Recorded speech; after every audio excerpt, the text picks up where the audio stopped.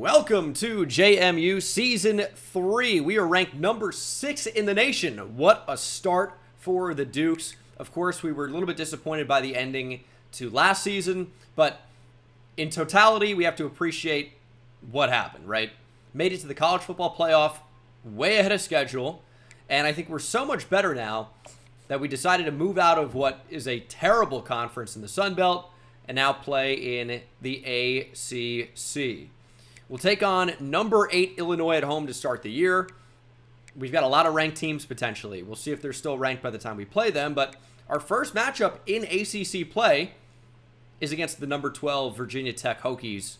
That one could be a challenge, but we do have the benefit of it being at home. Versus, again, a good team, but at home, number 5 NC State. That's a potential playoff type game. NC State's really, really, really good in college football 25. But outside of that, we're kind of on cruise control for the rest of the season. Now, this game in late November around Thanksgiving time against SMU could be quite interesting because 5-star receiver Josh Milano was committed to SMU and then at the last second decided to transfer, or decided to flip and commit to JMU, changing the S for a J, moving up in the alphabet, I think, as I said. He is a 5-star receiver, 6'1", 187, star development, and he's got pretty good speed. I wouldn't say he's the fastest player in college football, but I would say he's a burner. Of course, very elusive. The hands are okay. Catching traffic could absolutely go up. But we had a pretty good recruiting class, and it's headlined by what will be our starting quarterback this year. Gerald Kugbila from Jefferson, Iowa, has elite development. He is, however, interestingly enough, a lefty. That might complicate things. He does have a good arm that can only get stronger. He is accurate, especially in the short range, but can only get more accurate. He's got basically no skill caps. 1 for health, and then 2 there for quickness. So he could get even maybe mid-80s speed. I don't know. It's already at 83. It's on like the borderline of mid-80s. Maybe it gets as high as 86, 87. I'm not sure. Maybe it never gets upgraded at all. But he will be our new starting quarterback. He is a field general lefty. It's an interesting dynamic. We also did quite well at running back. You will see Jeff Etienne this year. Maybe mostly as a returner to start, but another 5-star with platinum sidestep. He does have some skill caps here that I'm not really too fond about. I would like change the direction to get up into the 90s. I'm not sure that's going to happen, but platinum sidestep is amazing. Hands are, I'd like carrying to go up. IQ going up would be nice. But overall, it's pretty quick. Could get more powerful. The skill caps here are just a little bit annoying, but platinum sidestep makes things very, very interesting. Now, I did make a decision that I might end up regretting. Arguably our best receiver from a year ago, the true freshman Terry Everett at 6'5", 216, is moving to tight end. Might end up changing that. He's, again, a little bit light for tight end, but you can make it work at 216. But I think this will let Josh Milano play a little bit more. John Bullocks was a really good player for us last year at times. And Ymir Knight, of course, has one more year. So maybe this is a case of he plays tight end for a season and then moves to wide receiver. That's absolutely a possibility. We brought in the transfer Cam Robinson and Jordan Phillips. George Pettaway is up to a 92 overall. So we have a really, really talented running back. We got some transfers like Andre Roy. But of course, no more Alonzo Barnett. He went to the draft. He was a first-round pick. But other than some of those true freshmen that we talked about that are going to be playing, it's mostly the same players you're used to seeing from the previous couple of years. We're redshirting Tremaine Beauplan, who's a 5-star right tackle. Damian Buck, who's a big-time recruit get for us at outside linebacker. He's probably going to be redshirted. Could always change. Right now he's wearing it. We'll see if that ends up being the case over the course of the season. The number 1 recruit in the nation, Manu Ray, is going to be playing next year. Going to get the red shirt this year. I think we have good depth at corner. And then power running back Shaq Hooks will right now be a backup. I'm excited about the future of Cole Johnson as well and Quentin Simmons. It was a really good recruiting class for us. I believe number 1 in the nation, if I'm not mistaken. We're going for the same type of class this year. We want number 1 in the nation, and we're going after a number of players I feel pretty good about. But in order to get all of these 5 stars, and we're in a good position on a lot of these guys, in order to get these 5 stars, we absolutely need to win games. And when you're ranked number 6 in the nation to start the year, there is a little bit of room for error, but we don't want to get off on the wrong foot, right? We want to come out swinging. We want to beat number 8 Illinois, although it could be a challenge considering we are starting a true freshman, and then we are playing our first season in a new conference. It's not like the ACC is the SEC or the Big Ten, but it's a big step up from where we were last year in the Sun Belt. There are much more talented players we'll be facing over the course of this year, and we struggled to end the year, right? We did not have a ton of momentum moving into the college football playoff. I was actually surprised that, we played Alabama so tough in the playoffs, but, we did. But at the end of the year, right, we had really close games against not so great Sun Belt teams. I'm hoping that we can, be a little bit more consistent as we go through the year. But we started out hot last season. But again, true freshman quarterback who is a lefty. True freshman starting slot receiver Josh Milano. Might end up putting Ymir Knight there. Terry Everett playing a new position. We've got a lot of new faces and a lot of new roles. And we're going to rip it there. And incomplete for Ymir Knight. That is the first throw for the true freshman quarterback.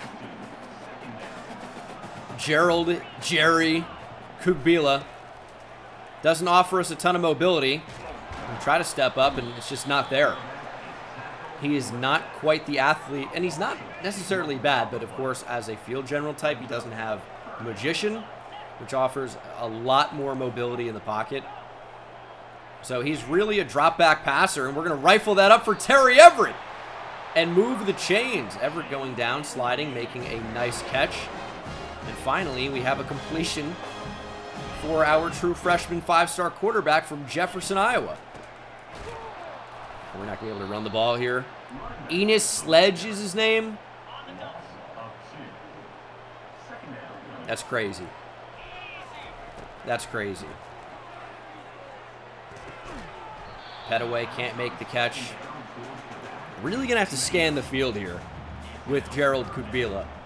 It's quite an adjustment to not only my play style, obviously, but also, playing with a lefty is just a little bit unusual. Can we rifle that up the seam? That's going to be intercepted by the safety, and that is not a good start for the true freshman quarterback. It's a little bit of an arm punt, but if you're going to do it, you probably want to really put some air underneath it and just really, launch it up for grabs. It's kind of more of a laser beam.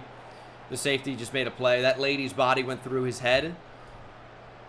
Some people might like that. That looked a little bit weird to me. And we'll get a look at the defense. Cam Robinson already banged up. It's game 1. Shot down the field. We got the football right back. Chauncey Logan giving our offense another chance. It is Pick City here in the rain in Harrisonburg, Virginia. Okay, well, not exactly putting on a clinic for quarterback play so far. But we'll take it. Chauncey Logan, the senior corner, with the pick. Not easy reads, of course, because it wasn't a user pick where I read it. It was just a corner making a play. But we'll take it any way we can get it. As it seems like Terry Everett might be a favorite target for us so far. 25 yards, no touchdowns, and a pick is not a great stat line. But you know what? Get the first pick out of the way, and we'll dial it. Playing in the rain is a tough ask, right? George Petaway, though, might want to lean on him. Get a 90-something overall running back. Might be an important player to get the football to. Well, that's open. Ymir Knight goes down. We're starting to move a little bit.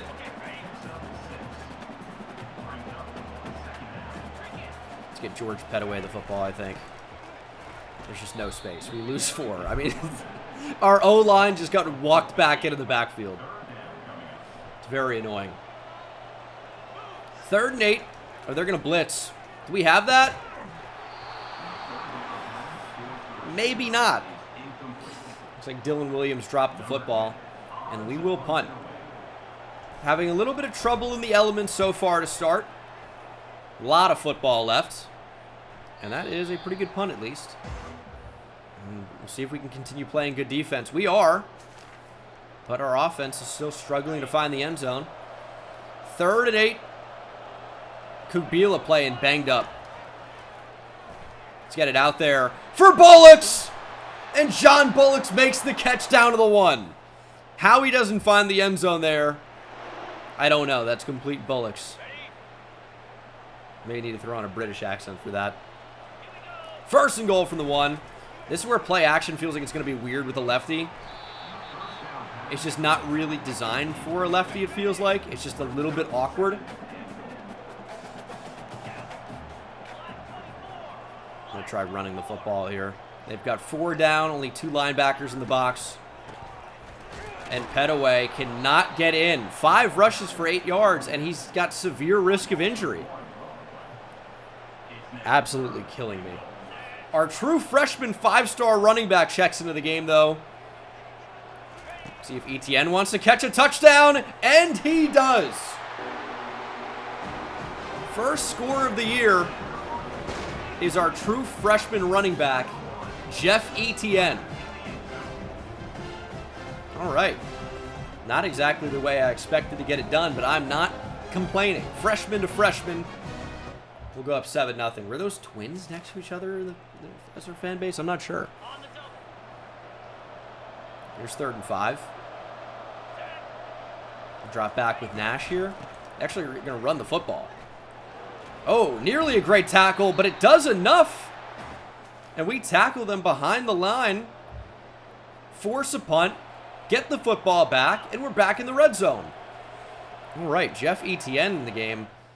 What does that mean for Petaway? No injured players. I'd like to keep it that way. All right. It seems like this Illinois defensive line is going to be a challenge to run on. Not a lot of points for us in the first half. Would obviously like to change that. Kubila breaks a sack. Checks down to Terry Everett. Makes it 3rd and more manageable, but that'll be the 2-minute timeout. Okay, I appreciate Kubila stepping up and breaking a sack there. I didn't really know if he would have that capability. There's Williams' nice catch to move the chains. Kubila just over 100 yards now. Looking for touchdown number 2. Will it be Jeff Etienne again? We're actually going to step up. Kubila, rushing touchdown. It's always going to be the offense. To be fair, there were a lot of things open there, but they gave us the scramble. Why not, right? Why not take it? Is that Scary Jerry and Scary Terry? Gerald Kubila? Scary Jerry is an interesting nickname for him. Yeah, I mean, they just completely left the middle of the field wide open. We'll take it. 14-0. As we're handling Illinois so far, they've only mustered 3 points. And I feel like a touchdown could put this thing away. 3rd and 4. I think we just, streak Ymir Knight. If he wins down the field, we take a chance. We might actually have it. He's even, and now he's leaving. But again, another pass down to the goal line where we don't actually find the end zone. Good ball there from Gerald Kubila. And that is the end of the 3rd quarter. Touchdown here, I think, ends the game. I actually wouldn't really mind getting kept out of the end zone here on at least 1st down. Obviously want to get in beyond that. And Bohannon drops the football. I wanted, in the case we didn't get in, I would have wanted, obviously, the clock to keep moving. Just take some time off the clock. Man, we just not run the ball at all. Here's 3rd and goal. We're going to go back to George Pettaway looking for his first touchdown of the year. And there it is, finally. It's been an interesting game for us, but you know what? Our defense has come up in a big way. And our offense, you know, scoring 20-plus points in a game, we'll absolutely take that. 21-3. Treshawn Dye, interception to ice it. There's a lot of time left in the game. I don't want things to get weird, but I think that they could. When, you know, Illinois is making plays like that on 4th down. And there's a touchdown. But our offense is just, they're moving now in simulation. Up by 11. A touchdown now absolutely ends the game. George Pettaway, broken tackle. They might be going for the football here. Pettaway just 9 yards shy of 100. But it's going to be pretty much impossible to get that. Yeah, pretty much impossible. Do we keep it on the ground? Pettaway stays in the game. I think you play to eliminate that final timeout. And there it goes. We'll take our points, I think, to make it a 14-point game. I actually really don't mind the idea of going for it in this spot, because it's still a 2-possession game either way. You know, taking a tight end or a timeout for them off the board, I think, is good. Of course, they drive down the field and score instantly, and they have a chance now. But, well, instantly maybe it's a stretch. We'll recover the onside, go down with the transfer safety, Brandon Hillman, and that is the ball game. That's a big win for us. Now, it only looks like a touchdown game, but a little bit weird at the end. You know, we're outscored 17-10 in the second half, but we played our game here. I feel like we really limited them offensively. Only 200 yards of offense. Now, I think it's safe to say that neither of these offenses looked particularly explosive or dynamic in this one.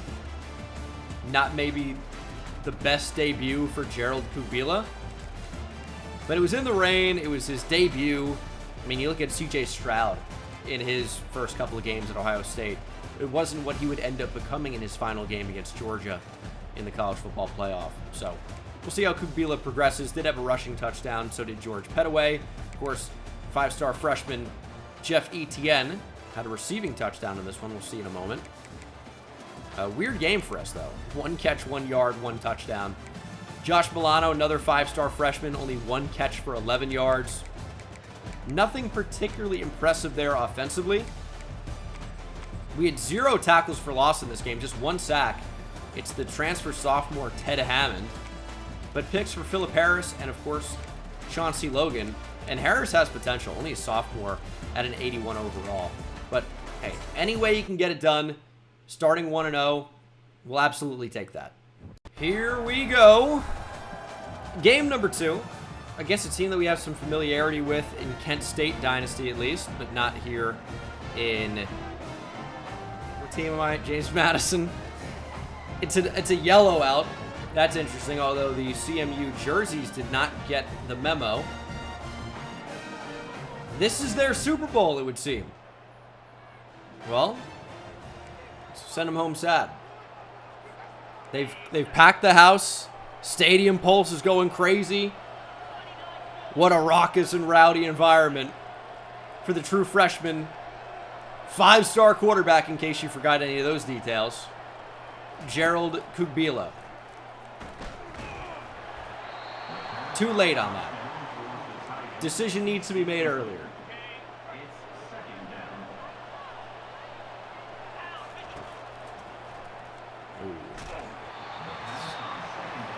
Just can't seem to find anybody. Can't seem to throw the ball quickly enough. Here's 3rd and 10. Is that a good route? It kind of was, but sticky coverage and a drop from the 5-star freshman Josh Milano. And we will punt. Our offensive woes continue here to start games, I suppose. It's a good bounce, though. But, yeah, obviously, not what we were looking for to start the game. Maybe a 1st down run could have been good. See what our defense looks like against Central Michigan, though. And apparently pretty good. Force a very quick 3 and out. And our offense will take over as Kubila starts another game ice cold. Maybe George Pettaway can get something going. He's got decent speed. Good block of the outside. Pettaway broken tackle. It was a 20-plus yard gain for George Pettaway. Only a junior, by the way, right? So we should have another year at least. Well, not at least. We may have another year of George Pettaway, provided he actually does not declare for the draft. Seems like maybe run to set up play action, or maybe even a screen could be good. Etienne jumps into the game, though. He's got platinum sidestep. You wouldn't know it from that. That was not good. Terry Everett at tight end should be an absolute mismatch here. Oh, he's got a step. They were bumped. Good ball. Broken tackle. Terry Everett into Central Michigan territory. I do think he eventually moves back to wide receiver for us. Oh, that was nearly terrible, but Josh Milano has a step. Milano down the sideline inside the 10. All right, there we go. That's a good catch to make up for what I might consider a drop early in the game. We'll take that. First and goal from the 8. Pettaway back in. He'll get it. Ooh, I thought actually we would have an easy touchdown. Block kind of just went away. Play worked out very well a moment ago. And will it work again? It's a bad throw. I mean, you just can't have red zone turnovers, dude. I think that's pretty open, and the throw is behind him. I would do that again. Maybe I'd hold it for a second longer. Maybe let him get a little bit more separation. But a good throw, and I think that's a touchdown. Instead, we're picked off by a player named Ed. Well, I guess it's not that unusual. One of the best safeties in the history of the NFL. Probably one of the best defensive players in the history of the NFL. As the first name, Ed. It's another pick before a touchdown for Gerald Kubila. We'll find Scary Terry there on the outside. There's a first down at least. True freshman, second start, on the road, first road game. Hopefully he's going to find it. Hard to mess that one up.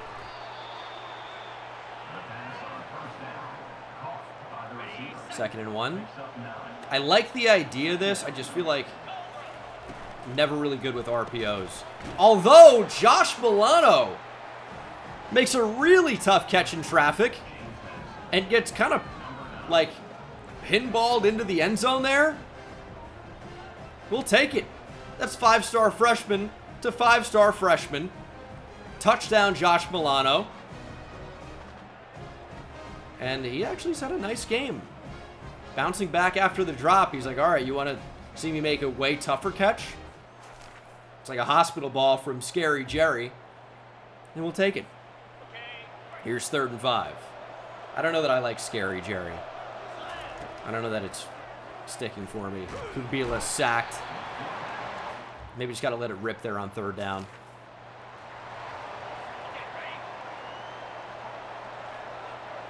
All right, 3rd and 8, approaching the 2-minute timeout.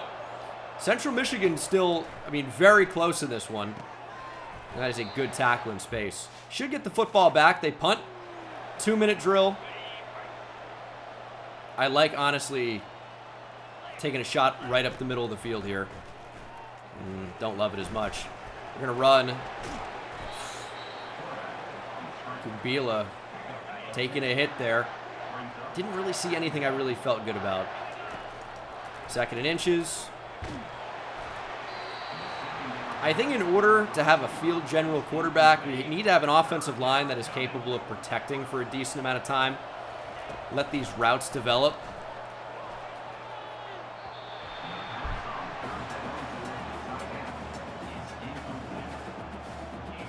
You just got to be able to hit that throw. Oh, man. 4th and inches. We're inside our own half of the field by a lot, right? On our own 30. I feel like the punt is just the move. It's a good punt, though. If we can keep CMU out of the end zone for the next 30 seconds, we're going to be fine. We actually have the ball. Okay. 2nd and 1 from the 12. A little bit of wind with us as well. But again, on the road, you really have to move it over. And we'll take a 2-possession lead going into the locker room here at halftime. And we're into the 3rd quarter. Potentially about to make it 17-0. Hopefully that's what ends up happening. Here's 3rd and 5. Going for Everett. Nice catch in traffic. Love that. Really just eyes on him the entire time. I'll take that. Really wanted a quick bullet. Accidentally, I think, pump fake there. That happens. 2nd and 7. Quick throw. There's John Bullocks. There's a 1st down. Kubila now over 200. And hopefully on the verge of finding the end zone here. 1st and goal from the 2. Petaway is wide open. We need a lot, but we really need a better offensive line. These guys are just useless. 3rd and goal from the 2. Milano for a 2nd time. All right, that could be a good connection for us. Josh Milano, touchdown. We'll take it. 17-0, 24-0. And now CMU. A lot of MUs in the game. SMU, JMU, CMU. Those might be all the ones. I'm not sure. Oh, good pressure. All right. Forcing incompletion. Now we just got to run away with it. 27-0. Again, the Chippewas going for it on 4th down. Yeah, EMU is one.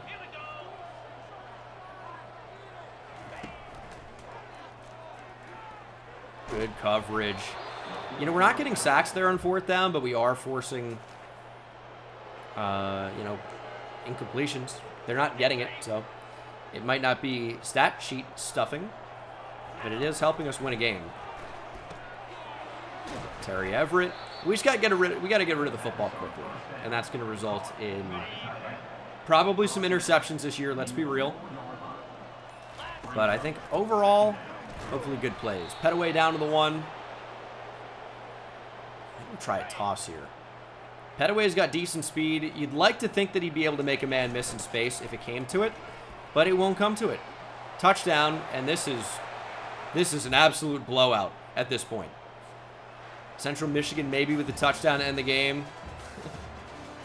But they're going home sad. They look devastated. I mean, you can be disappointed, but that feels like over the top. George Petaway is your player of the game. Had 86 on the ground, 2 touchdowns on just 16 attempts. And we are 2-0. Forced an interception. Like to see that. Kubila had a better game, but also faced a much worse opponent. 21 of 32 for 273, 2 touchdowns, and a pick. Rushing, 2 for George Petaway. And then receiving, we know Milano caught 2 touchdowns. 4 for 47 overall. John Bullocks led the way. 59 yards for Terry Everett. And then TFL's had quite a few more this time. 2 for Marcellus Nash, sophomore defensive end. 1 for Ted Hammond, Gannon Weathersby, and Jordan Phillips, transfer senior, who actually had 2 sacks in this one. Hammond also brought down the quarterback. And, of course, Milt Ferguson, our great sophomore corner, with an interception, up to an 86 overall, by the way, as recruiting is getting interesting for us. It is. We ideally would get back to motivator before the end of the year, looking at the coach upgrades, but, you know, we don't really have much in the way of hours. 600's not terrible, and I think we're going to have a better idea of our progress as we simulate this next week. But no visits next week. Facing Virginia Tech, no one's going to be on campus. Giving up on Anthony Sermons, I think, actually could have been wise, but I decided to stay in the recruitment. I mean, there are definitely other offensive linemen to potentially consider, right? Not necessarily attached to who's already on the board. Like, maybe Ty Cloud could be just as good. Like, there are offensive linemen without any offers right now, and they absolutely could be helpful. But at the same time, what is an athlete receiving back likely to be as a second position? Maybe at 6'1", 186, a corner safety?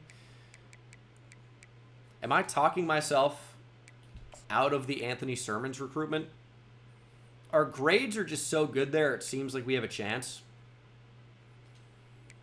But could those points be used on other players to secure commitments? That ends up being a very interesting conversation point. And this is the time to decide. Just A&M and Ohio State will have better resources. We have no pipeline tier here. We're way out of our depth compared to Ohio State and A&M. I think we're going to try to stay in. It might be a waste of 45 points, but he's the #1 right guard.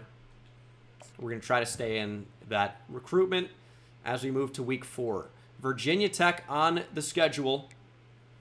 They're a tough team, and we are locked out on Juan Davis. No! Well, we're getting points back from him. He was a 4-star outside linebacker with gold quick jump. That would have been pretty valuable. Virginia Tech #8 in the country, by the way.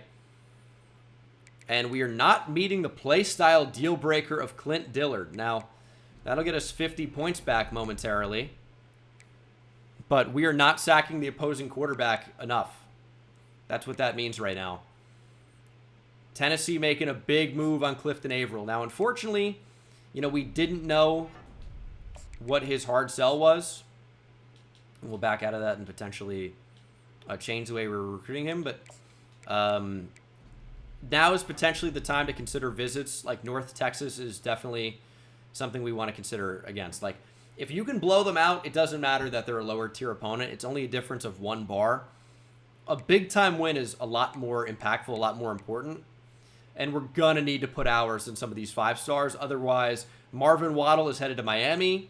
Johnny Joy is going to head to Oregon. We need to max out our points. Otherwise, we'll have absolutely no chance. And we're really being locked out on a lot here. The play style deal breakers, just not good. And Anthony Sermons, we are in these recruitments. We just need to really fundamentally change the way we're going after some of these players. Visits are going to be hugely impactful here for sure. Like, Duke and Army are going to end up taking a lead on Darryl McNitt here. I took points off Brian Keene. I need these 40 for Anthony Sermons. We're going to be in the conversation to already pass up A&M after this week, but he's not going to commit there or to Ohio State. Next week is week 5, right?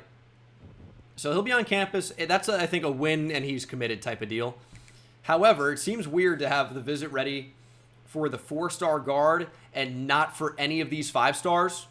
But now that we're, recruiting some of these guys in a different way, I think we'll still be in a fine position to potentially get these guys on campus for the NC State game. Now, again, we need more hours, and nobody's necessarily about to commit, which complicates things. Because it's not like we're getting a ton of hours back. It's only going to be 40 that we get back for the visit. But anyway, we're focused on Virginia Tech. I'd like to win this game, keep our championship contender at an A+. They're another top 10 team in the country, but their rating isn't especially good. And I think, well, in terms of what you'd expect for a top 10 team. And I think comparatively to us, especially being at home, we're going to be in a pretty good matchup here. At Virginia Tech is a different story. Tough place to play.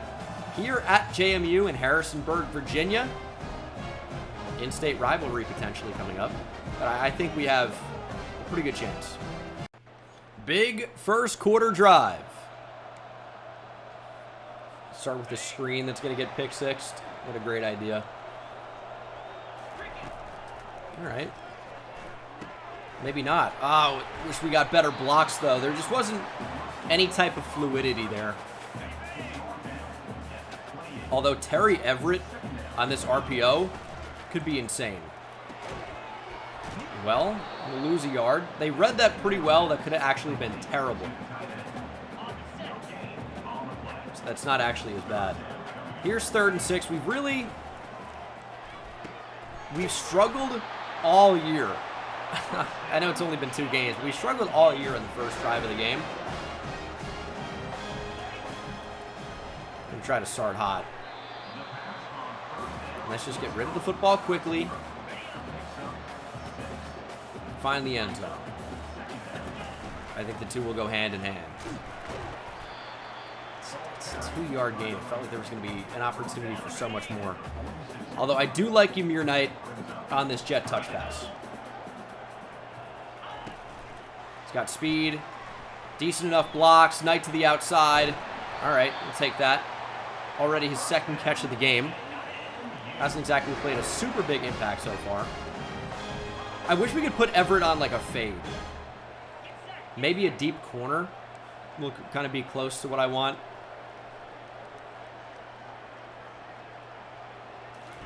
Give us time.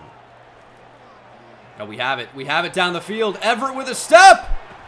Oh, and he can't reel it in. Underthrown, no doubt. It's a deep throw. Well, it's 40 yards. I mean, that should be actually makeable, but kind of turned him around. And now Bila gets sacked. Just doesn't quite have enough burst. I mean, that platinum and gold magician that we're so used to at quarterback for these scramblers, that not existing is a huge difference maker. Petaway makes this 4th and manageable, and we're going to go for it instead of trying a 50-yard field goal. You know, we don't have the same kicker that we've had. Ruelas was so good for us, and he's gone now. Can you work back to the football, please? Oh, what a catch from Bullocks. John Bullocks really does not drop the football. It's a big conversion on 4th down. Stepping up, Kubila. He's not sliding. Down at the 2. All right. Showing a little mobility there. He's got 83 speed. Like, it's not especially bad. It's just those abilities are game changers. How do we get 0 yards there? Insane. 2nd goal from the 2. I mean, Everett lost yards. We still gained 0. Kubila is super banged up. Scoring a touchdown for us here in the low red zone seems to be pretty impossible typically. George Petaway pounds it in. Touchdown, JMU Dukes. Finally on the scoreboard, but Virginia Tech is driving on us. And we need sacks here if we want any chance of, you know, breaking the lock on a top-tier defensive end recruit. Decent tackle from Flo. Really like his potential. He's got some really good abilities like platinum, robber. I think that could end up being a really nice one for us. Oh, good tackle, Cam Robinson. The transfer, stacks and sheds, and then makes a great tackle in space. 3rd and 5.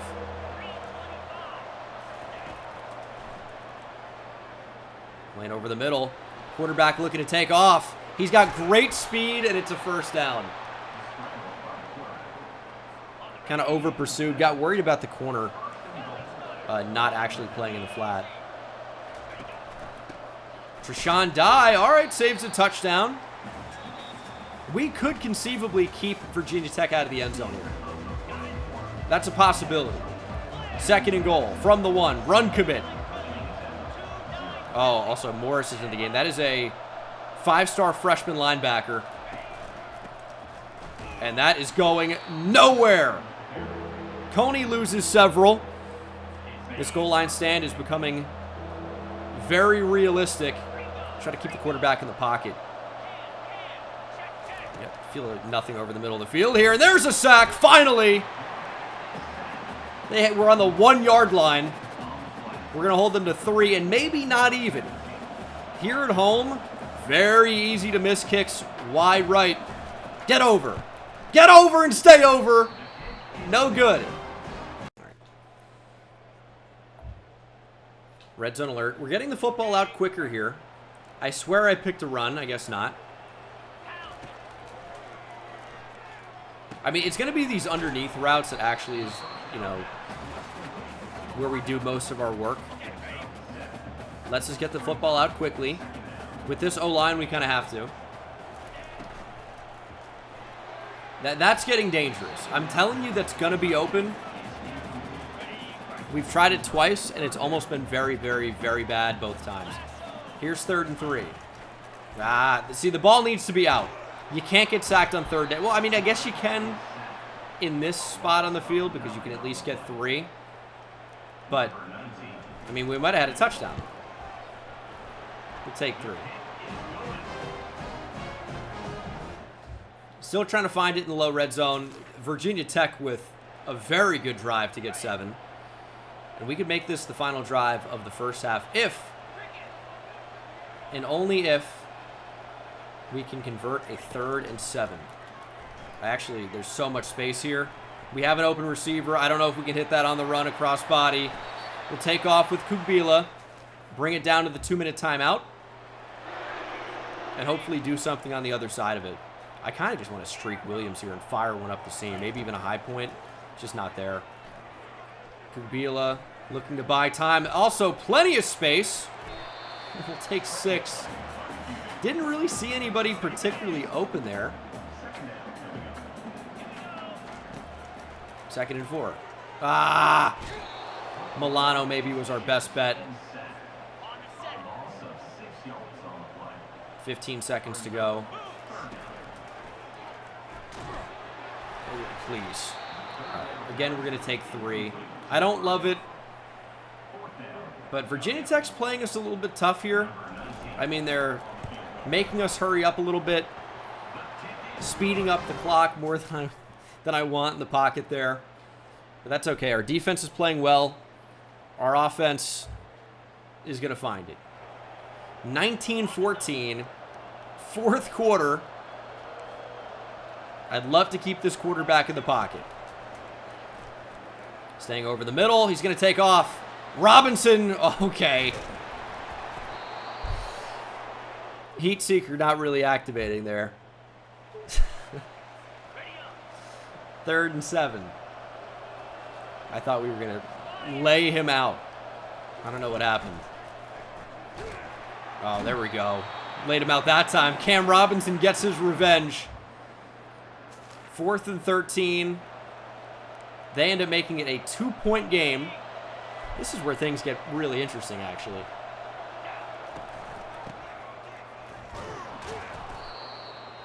I mean, 12 rushes for 24 yards is insane for George Pettaway. Our O-line, I really feel like is letting us down in a huge way. We're going to get sacked. There's just nowhere to go. That's going to be the 2-minute timeout. Running the ball is, I think, stupid here because it's giving up. 3 timeouts versus 2 timeouts, I don't really think makes a huge difference when there is so much time left in the game. 3rd and 16. Air it out. Milano, please! I'll tell you what, for a quarterback like Kubila, we expect him to be able to throw the ball at an elite level. I know he's only a true freshman, still developing accuracy and arm strength, but he's left some throws short for us, and that's the difference between a big play and not. And now we have a 2-point lead, which is about the worst lead we could possibly have. It's really no different than 1. Field goal for Virginia Tech ends the game. 1:49 to play. I don't like anything about this situation. I actually hate it. A lot. I don't want to play too aggressive in this spot, but at the same time, you know, I feel like forcing a mistake is what ends the game, right? Jordan Phillips playing super hurt. We've seen another good snap from you. Here's 3rd and 8. What are they trying? Good pressure. 4th down. Game not really technically on the line. The reason I say that is they still have 3 timeouts. Things can get a little bit funky here. Shed to the inside. Good pressure. 4th down stop. We need a 1st down. 1st down ends the game. Come on. They're just... Oh, don't fumble the ball in the spot, brother. Petaway's not touching the ball again. I mean, he's going to have to. Oh, that's a crazy 1st down fumble. Here's what we're going to do. Don't fumble the ball, please. A review doesn't matter. We recovered it. Maybe he didn't actually fumble, but... That is crazy.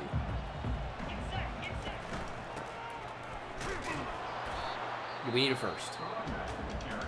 We need a 1st down. But do we run the ball ever here? I think we're going to. Petaway fumbles the ball again? Dude!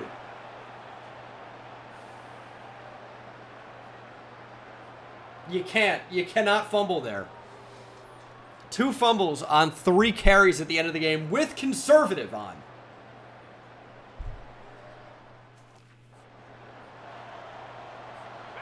Oh, that is brutal.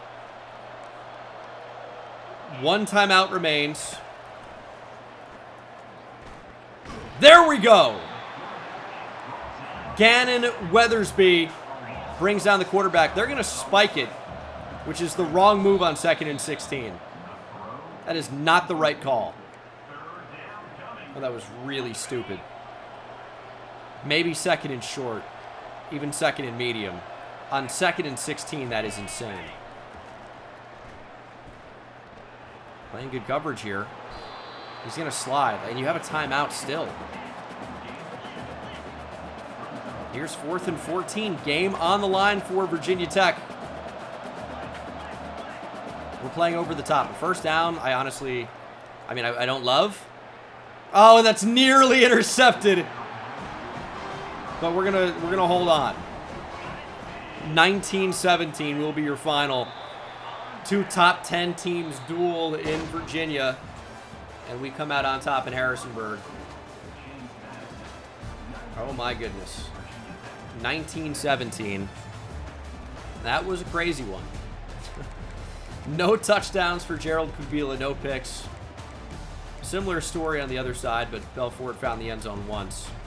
Rushing, touchdown, and a fumble. Really 2 fumbles for George Petaway. I guess, you know what, one was erased. Really bad game. 15 for 30. He must have been pretty banged up there at the end. And then receiving, I don't know that we've had a receiver go over 70 yards this game, or this series, this season, I should say.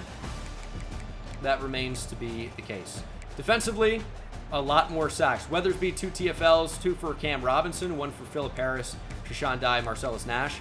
Weathersby and Nash both had 2 sacks, 1 for Cam Robinson.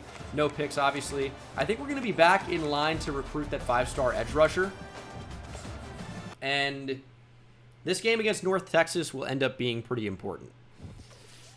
But the game the following week against NC State might be even more important than that. We need to free up points to get, I would say, at least 2 of these guys on campus. At least 2. And that could end up being a challenging thing.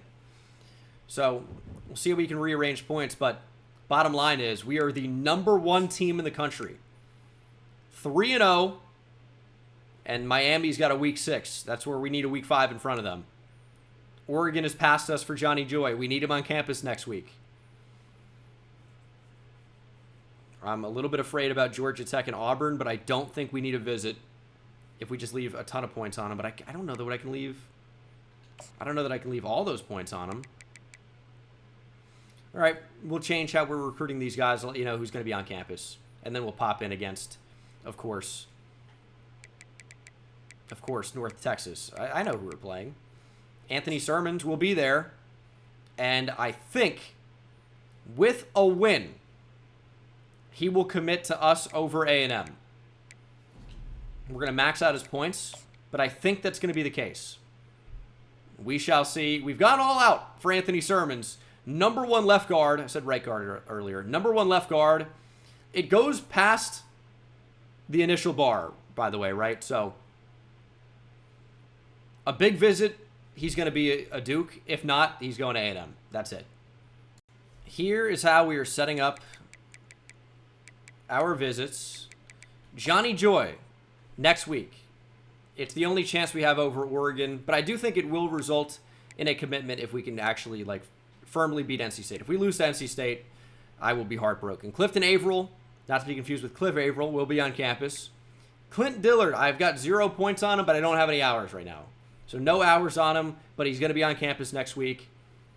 The visit is super important to get, right? It's a complimentary visit with some other players, and he's really good. He's a number 1 left end. He's a number 2 player nationally. He's a freak. Definitely want him. Tim Boyman, also on campus next week. Anthony Sermons on campus this week. We got 75 hours on him. The bar extends through the end.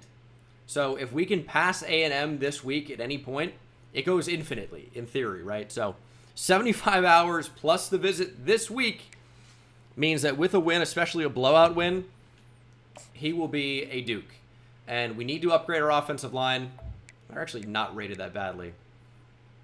We need to upgrade our offensive line. Getting a 4-star, number 1 rated left guard in the country, I think could be a good way to do that. So, that's what we're going to try to do. A blowout win, as we talked about a lot last season, I feel like, is super important.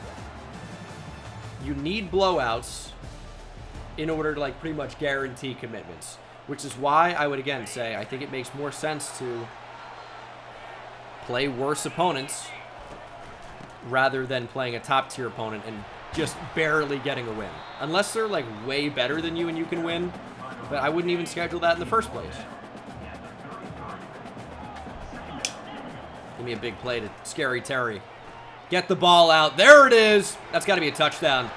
Terry down the sideline, stiff arming.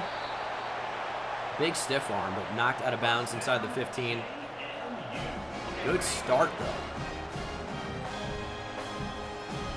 Now, what are we looking at here? It's wide open. Milano, just get a little push there. All right, down at the 2. I feel like our offense, they look pretty good so far. This is our best drive of the season, maybe. Petaway touchdown. That's a 3-play drive. And Petaway's disappeared. He's wearing the Harry Potter invisibility cloak. We're up 14-0. And on 4th and 15, we're going to make it, hopefully, get a little bit of wind. Hopefully 17-0, which is blowout range. That's where we need to hold on. But we don't exactly have the same kicker that we've had, and that's wide right. Is there really not enough wind to blow that back? Either way, we got the football back. Interception by Milt Ferguson. And we'll get another chance here. All is not lost. There's Bullocks. Gets 8. And we are driving today. This feels like an interception if I throw it. Bubble screen could be an option. With an RPO. Big spin from Petaway. And that's another George Petaway touchdown. Wonderful stuff. 21-0. Could be 24. And that's why them getting 7 here somewhat complicates things. This is probably 4-down territory, but instead of passing, we're just going to try to run and get it. Petaway's there. Man, the cat's been very vocal on these streams lately. If you guys could hear that. Oh, it's another 4th and 17, which means we have to try a kick. Wind against us. Well, that actually looks... That would have been good from 60. That was easy. I much prefer right down the middle compared to on a hash, especially with wind. 3rd and 2, approaching the 2-minute timeout. Play action, big block, pickup. Is that a catch? Nope. All right, we'll punt. But we get the football right back. Make a Dog is his name, or Maka. That was a really weird third down. That's okay. ATN in the backfield. Wheel could be dangerous. I see Everett, but I also see the wheel. No! I did not try to throw off his back foot, dude. Ah. Frustrating, because that could have been a huge play. And it also could have been really bad.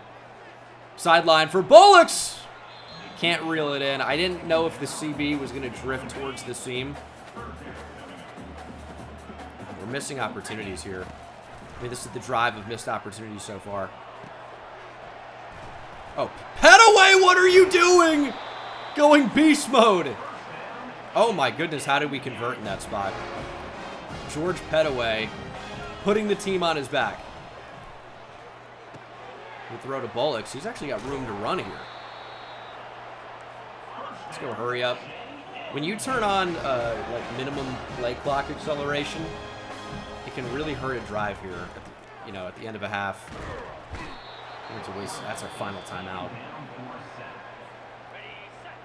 That ball's just got to go somewhere. Hopefully not to the other team, but it's a bad sack to take. Do we have that? We do. It's Josh Milano. Got to at least get out of bounds here. Well, I guess technically you don't, because it's going to stop the clock on the first down, but it would have been nice to pick another play. I didn't know if we got out of bounds or not. I wanted to play it safe. Milano to the sideline. He's out at the 3, 20 seconds. I'd love an Everett touchdown. I think Petaway might be a better call. No, Everett should be open. Scary Terry.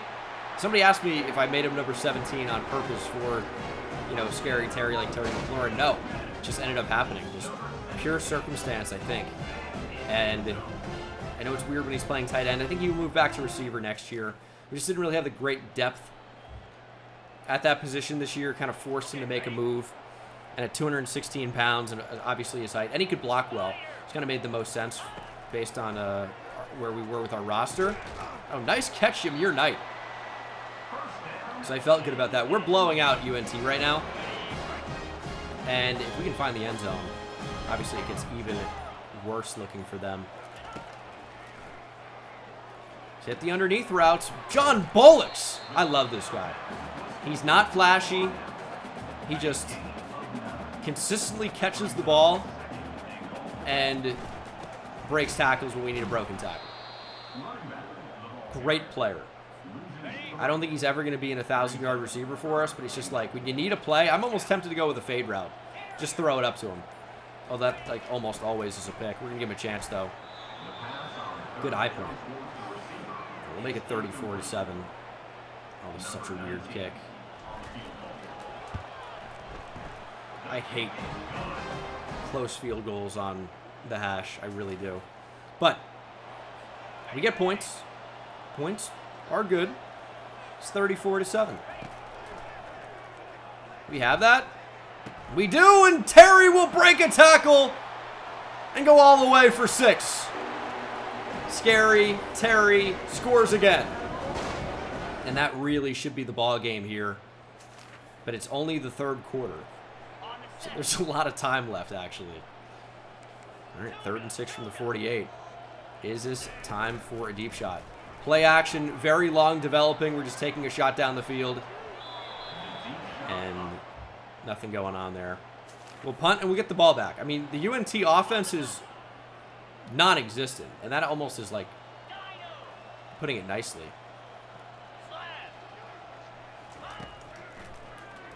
Ooh. Okay, that has worked somehow. I thought that route was going to continue up the field. I thought Bullocks was going to end up being wide open. Didn't really seem to be the case. And we don't really even need to snap this ball. But I think we will. And that continues to be a really nice route combo for us. 4th quarter. Up by a bunch. But of course, obviously, still going for the blowout. 2nd and 3. High point. That's going to be defensive pass interference, I think. which doesn't really do us a whole lot of good down here. I mean, it negates what would have been an incompletion. And we don't have to face third down. So second down, third down turns into first down. First and goal from the 1. Pitch to Petaway. We're going to lose yards here, and a lot of them. All right. Well, thought we could outrun them. It was not the case. Second and goal from the 10. It's open. There's Bullocks. He's not going to drop it. Third and goal from the 4. I mean, it gives us an opportunity to waste a little bit more clock, to be honest, which I definitely don't mind. Can I do a speed out in this spot? Doesn't seem like I can. So regular out free to your night. And there's John Bullocks across the middle of the field. And he's not dropping that. Touchdown, John Bullocks. What a player. It's a big win. It's 50-7. And yeah, we're going to start to talk about backups potentially coming in. They're going to roll over the safeties. And one comes down into the box, which usually means a blitz. And we're going to air it out. Freshman to freshman. Milano makes the catch. Touchdown. Oh, it's absolutely over. Freshman to freshman. Gerald to Josh. Kubila throws a bomb. Big touchdown for Josh Milano. I almost thought that was going out of the back of the end zone, but fortunately not. And yeah, that is a blowout win, and that is the ball game. 57-14 is your final. If we were going to have any chance to land the guard, that performance, that was about all we could muster.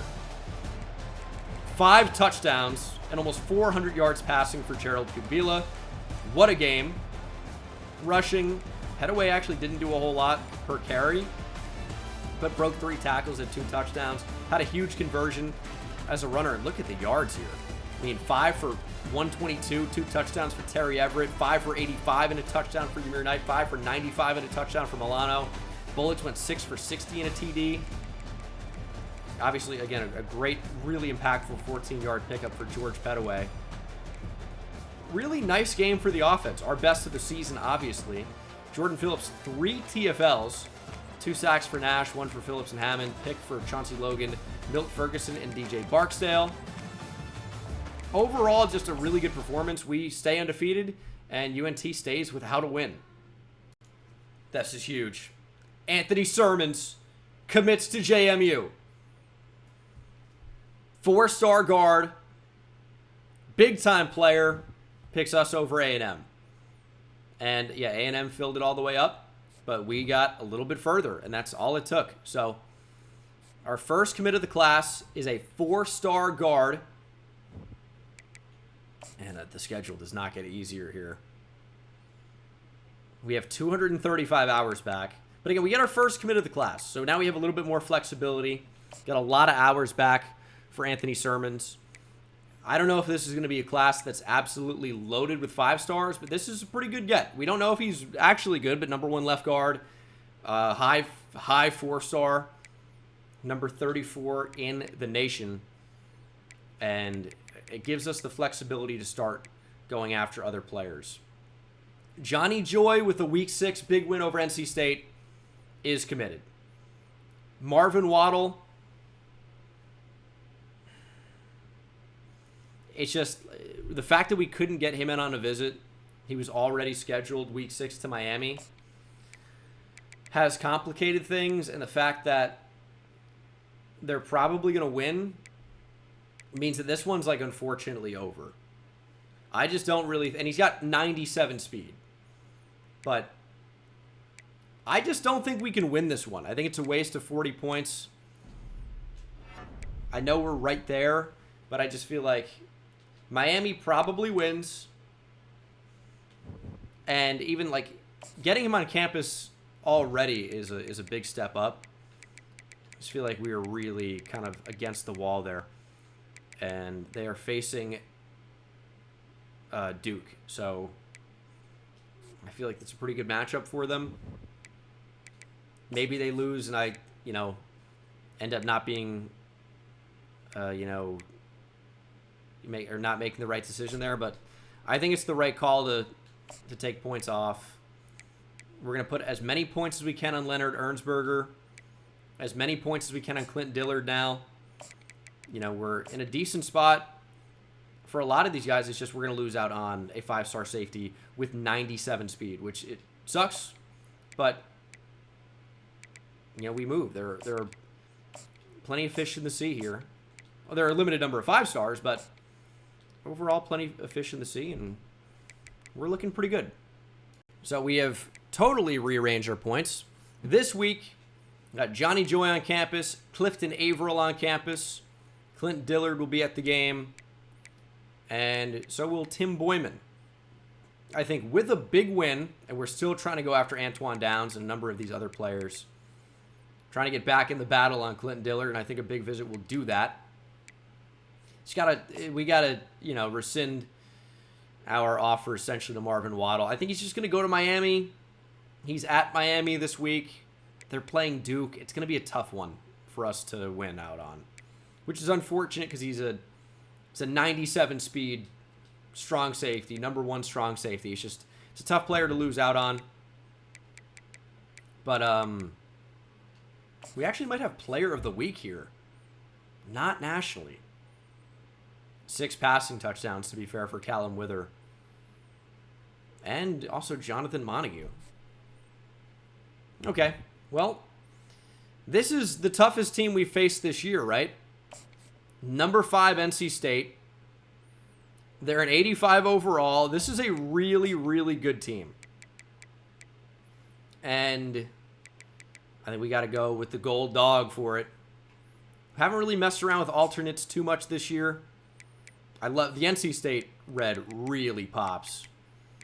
But we'll jump in to play the moments. This is an absolutely massive game. Not only for potential ACC championship implications down the line, but it's a massive game for our entire recruiting class.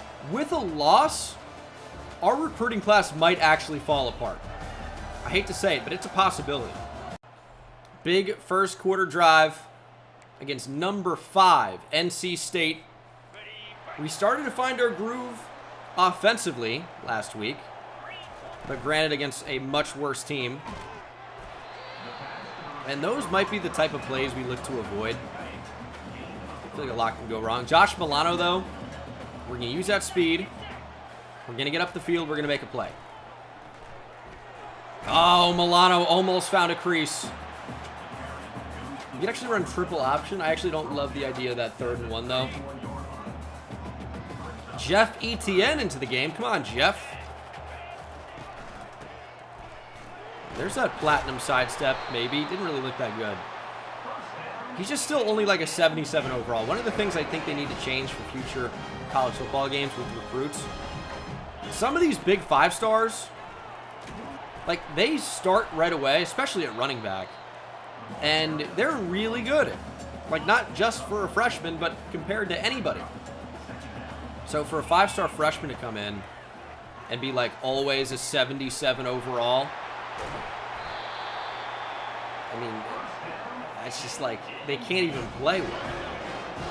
They're never starting for me. Like, they're, you know, like bad juniors and even just any sophomore that's going to play above them. That's an impossible situation. Just got to throw it away there, I guess. Throw it at the ground. Here's 2nd and 20. Kubila on the move. He's going to get tracked down. Just not his game. Not his game.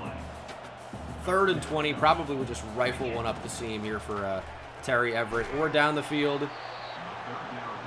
That drive was looking so good, and now it's, ironically, with the name of that tackler, ceased to exist. Let's get a good punt going at least. It's okay. It's an okay punt. Need our defense to come up big. NC State's going to have a long, long way to go. Hollywood Smothers is the running back. We've seen him before. And you know what? We get the ball back. It is on our own 4, but we get the ball back. A blowout win would be really nice. All right, Petaway.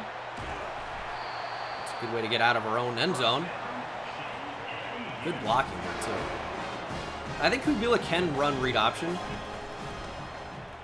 He is fast enough to make it work. It's just sometimes when you're trying to scramble and you don't have Platinum Magician, you know, it's tough for those guys to get going. Here's a direct snap to ETN. We really just couldn't move. It didn't really let us move there.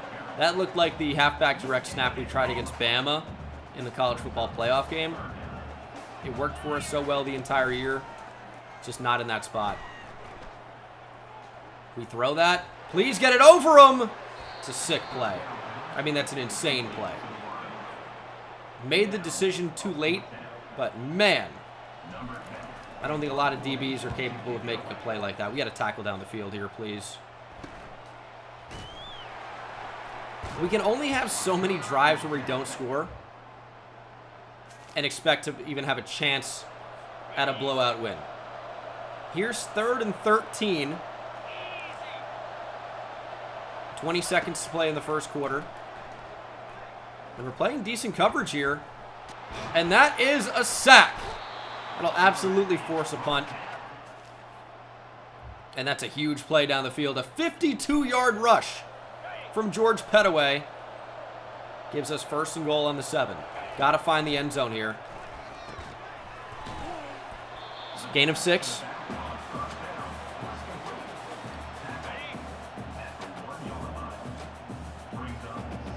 Second and goal on the 1. Pettaway touchdown. Let's go. Big drive.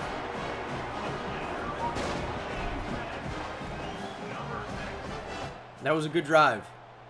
George Pettaway came up clutch. All right. Let's get more pressure. NC State knocking on the door. So they might erase our touchdown. Or not. Fumble. Pick it up. Yes. Treshawn Dye. Broken tackle. Oh, he's looking like a running back, but can't stay on his feet. Moving in slow motion at times there. Well, looks like they're not going to erase our touchdown. Huge play, and we are driving. 3rd and 6. It waited way too long, but we're in a bit of a weird position there. Do we go for it here? Let me just take our points. Guarantee a 2-possession game, well, provided we can actually make the kick. Which could be a little bit tougher. All right. Nope, right down the middle. All right, 2-score game. Let's just keep that up. Did they score instantly there? Is that a huge play? NC State 7. All right, well, at least we took our points, I guess. Throwing down the field. Wow, we lost all position. See, when I say Milano is a bit of a deep threat, he's not exactly one of the fastest players. I think you kind of saw it there. 95 speed and 98 speed. I feel like there's a huge difference. Just didn't feel comfortable throwing the ball. This is not Dave Teamer at quarterback from Kent State Dynasty. You just got to be able to throw the football. And that's what we're going to do. There's Milano. If we can make it, 7 before the end of the first half, we're in a good spot. 17-7 is good. It's just not where I wanted the ball to go, but it was not there. And it's a disaster. It's an absolute disaster. I was looking at the tight end, and then I just came back to the running back, and it's just not there. Not where I wanted it, of course, but obviously I didn't want it thrown into the hands of the linebacker. I think that goes without saying. Our D-line's been going crazy in this game, though. They'll just need to make a play. And maybe even Robinson here can make a play. Fumble! Please! No, they jump on it. 20 seconds to go here in the first half. We almost got another fumble to negate or erase potential points. That's not a touchdown, dude. Oh, my God. Into the second half now. DJ Barksdale, 75-yard interception. We are down by 4. Start of the fourth quarter. 3rd and 8. It's a big catch, but we're going to be just short. Kubila not exactly having his best game. I do think we try to run here, but I'm afraid of the O-line. And we're going to be short. Petaway, 14 for 156 this game, but red risk of health. It'd be nice to know that before that play. I will say that. Our defense does the job, though, gets us the football back. Here's 3rd and 8. Quick throw. Dylan Williams got a block, first down. Come on. Need a touchdown here. I mean, this is a really good team, so even a close win is still good. Just cannot lose. Late throw. It's intercepted. Too late. I thought we'd have it anyway. It's 3rd interception of the game for Kubila. Just looking at the middle of the field first. Got to the outside late. Looked like there was still going to be enough space. But, you know, we threw it after the break. And it's led it up the field. Ah, shoot. It's a bad spot for a pick. And I knew it was going to be a little bit late. Just threw it anyway. Just thought we'd have a little bit or just enough. But nope. Those are just mistakes you can't have happen. But our defense has played pretty well this game. Just got to do it again. Which, again, it's tough to ask so much of your defense. Just come out and make play after play after play. But that's what we're hoping they can do. 3rd and 7. We're blitzing. We need someone to make a big play here. There it is. Quarterback goes down again. We're going to call a timeout. All right. Clock's in a weird spot here, but defense came up clutch. They keep giving us chances. Oh, my God. Nearly blocked. And Etienne brings it out to the 46. We need a touchdown. Obviously. We need to stop making mistakes. I didn't really like anything there, but that was not the throw.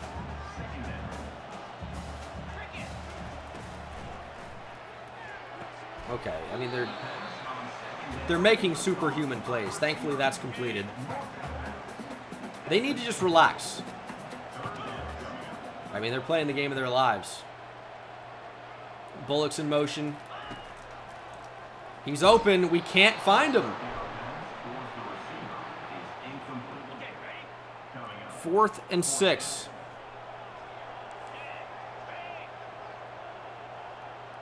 Please, somebody get open.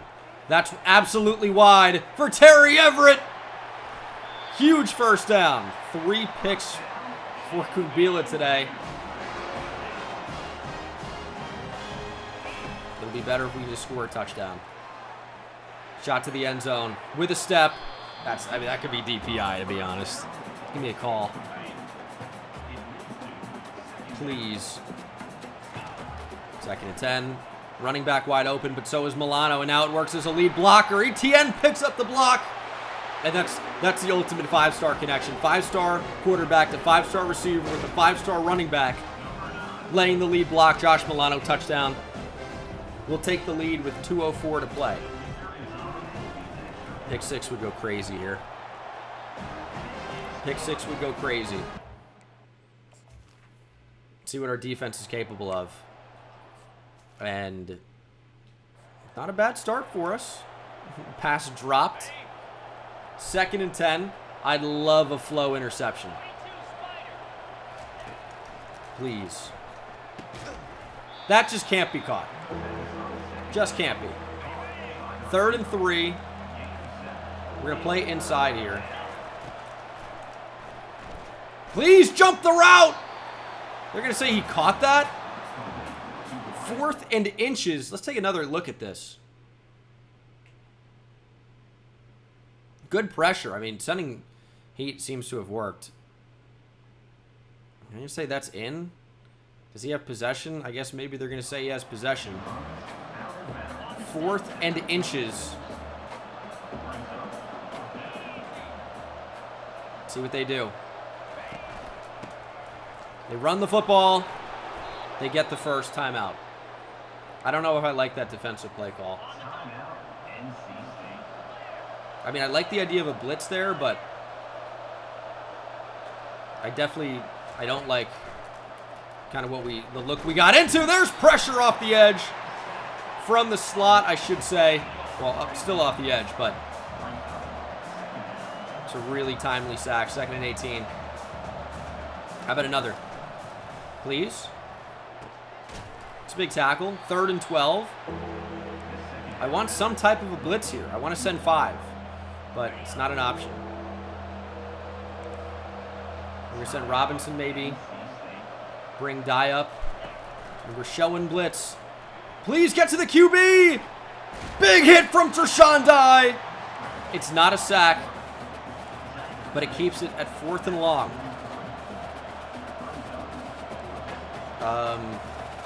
No, I didn't get the adjustment in. Quick throw, and that's a big tackle. No first down, and we should win here. This is a close win, though. I mean, can we take a shot over the top? Dude, we have so many 5 stars in attendance. If they play the run here, and we just give us a little bit of time.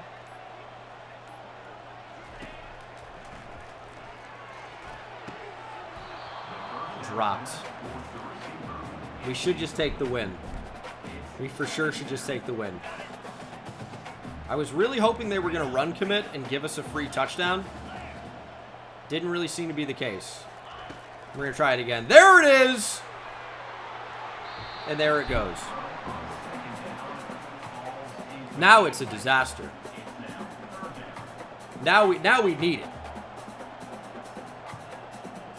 Kubila, dude. I mean, have a day. One of the worst performances of all time. Give me your night.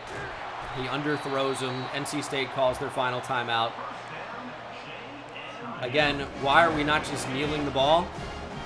We have 5 stars in attendance, and if you win by a little bit more, it's actually really important for recruiting. So we're being a little bit unrealistic running up the score against NC State, but at the same time, it matters more. 24-14 is your final. We get the win. Was it pretty? Not necessarily. 2 touchdowns, 3 picks for Gerald Kubila. Great day for George Pettaway, who was injured in this one. Hopefully not seriously. His 16 for 166 and a touchdown, breaking 6 tackles, 107 after contact is a huge day. That would be really bad.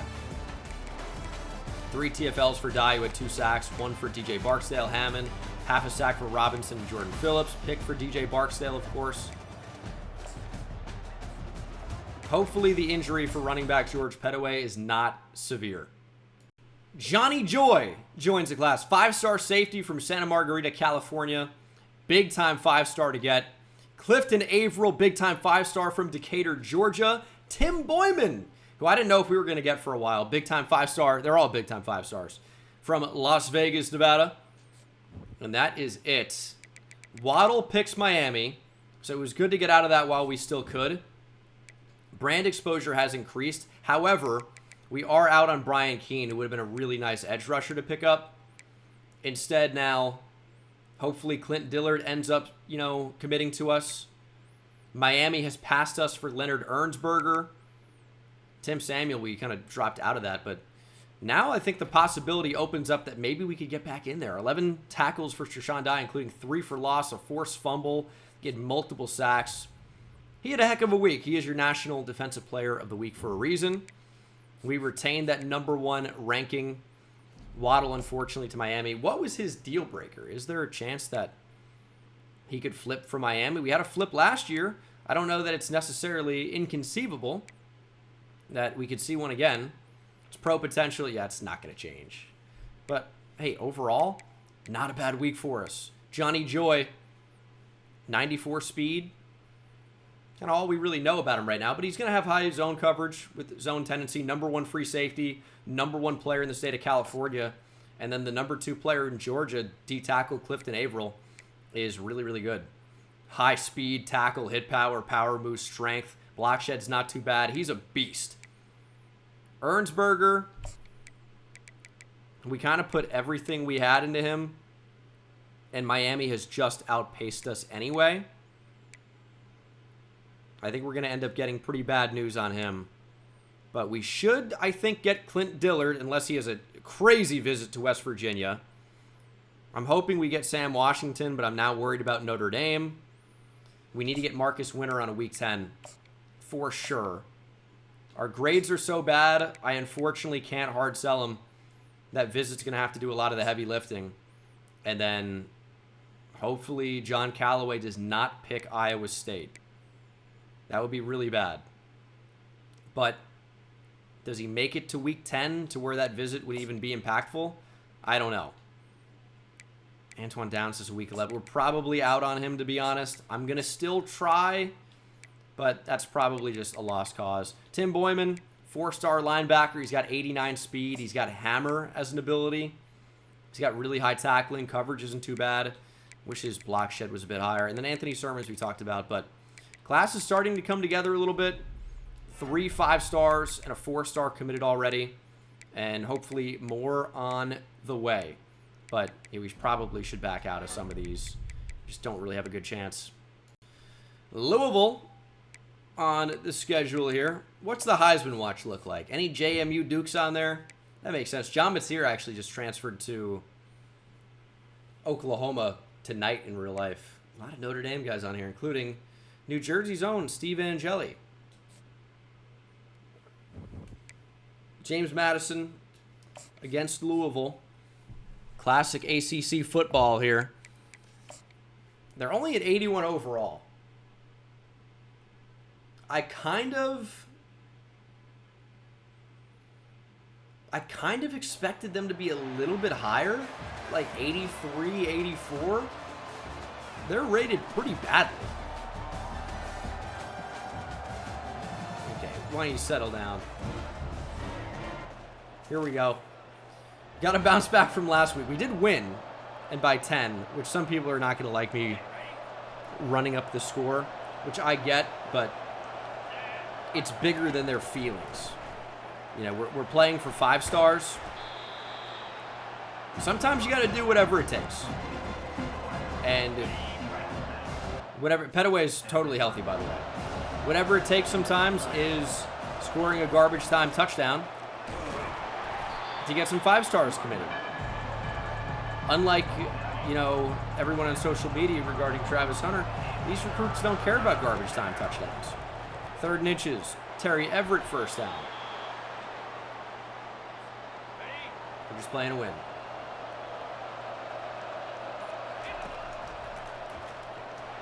That's a throwaway, by the way. Just we all know I hit right stick in. They're covering screens against us. Something to know. 2nd and 10. I just don't. The coverage that we're facing feels like it's been very good from a game-to-game basis. They got a safety blending in with the logo. Got to be mindful of that. Threw that early, but it's a beautiful ball. And of course, Bullocks works back to catch it. Baller. Slinging it. There's Milano. 2nd and 1. All right, let's drive. Hey, you know what? Sometimes you got to convert on 3rd down, but this drive's looking good mostly. I don't want to talk about that. That was bad. This is a bad play. Bubble screen on 3rd and 1. Stupid. For Louisville, big first down. I want to get a run in there. See what George Petaway can do. Or Gerald Kubila gave him a chance. I don't know. Read option I find incredibly hard to read in this game. I feel like whenever I see the defensive lineman crash, that's actually not where the football's supposed to go somehow. It's a vibes thing, and the vibe was wrong. 3rd and 8. Everett needs to release. You gotta release. It's not called a block and continue to block for the entire play. It's called a block and release. He did only half of that for most of the play. We'll try 3. And it's good. Let's see what our defense can do. Oh, apparently a lot. Interception by Milt Ferguson. That's my guy. Love Milt. 3rd down. 3rd and 1. Petaway up the middle. Tried to bounce it outside. I felt like there was ample space. Did not work. 4th and inches. That's the end of the first quarter. We're going to quarter number 2. Trying to convert 4th and short. They're stacking the box. They're begging for us to throw the football. Everett, he's been making those catches all year. That's huge. I feel like it's been pretty tough to run the ball here. Like most of the season, to be honest. I do think that's an O-line issue. Kubila taking off. Makes it 4th and short. And we will go for it again. 6-0 honestly doesn't move me. Wow, we got bumped. It didn't matter. Bullets finds the football.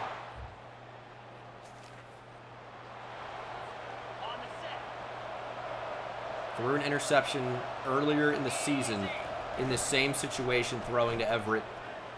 He's got more of a step this time. It's a better ball. It's a touchdown. Better ball being the most significant part of that, by the way. And again, we get the football back. Treshawn Dye recovers a fumble for 49 yards and sets us up on the 14-yard line. I don't love the options. We're going to take off with Kubila, get a couple blocks, and scramble in. Is that Michael Vick? I've never seen so much speed from a lefty quarterback. Gerald Kubila. Oh, my goodness. Blink and you'll miss him. No, it took a little bit for him to get in there, but that's okay. 47 seconds, 2 timeouts. We could score again before the half. Do have shoot clock on, though. It's important to remember that. Okay, we'll turn that off briefly.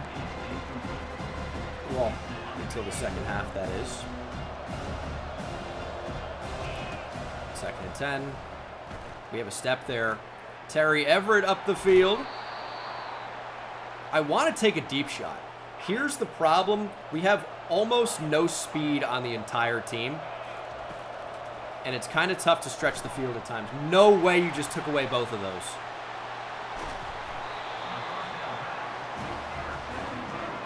I just don't know how the corner's able to make a play on that. That just feels so insane to me.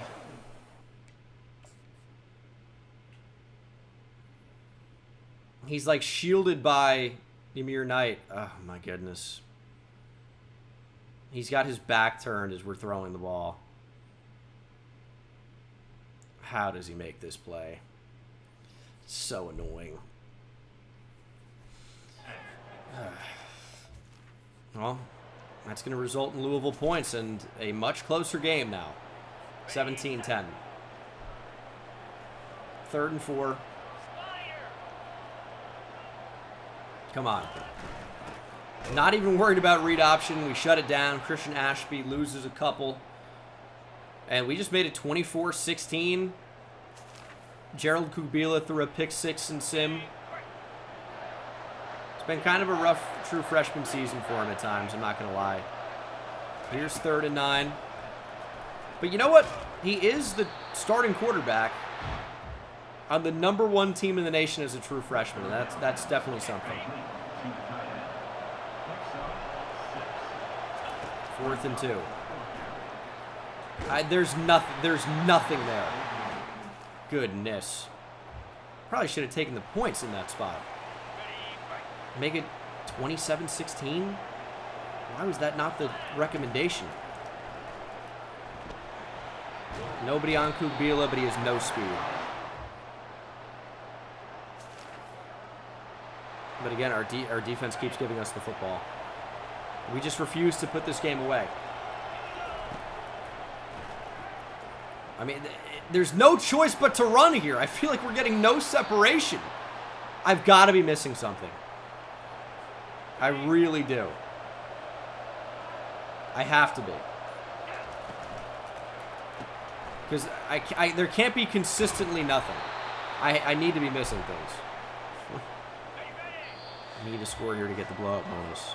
We are on the road with no visits, but I appreciate the thought. 2 minutes to play.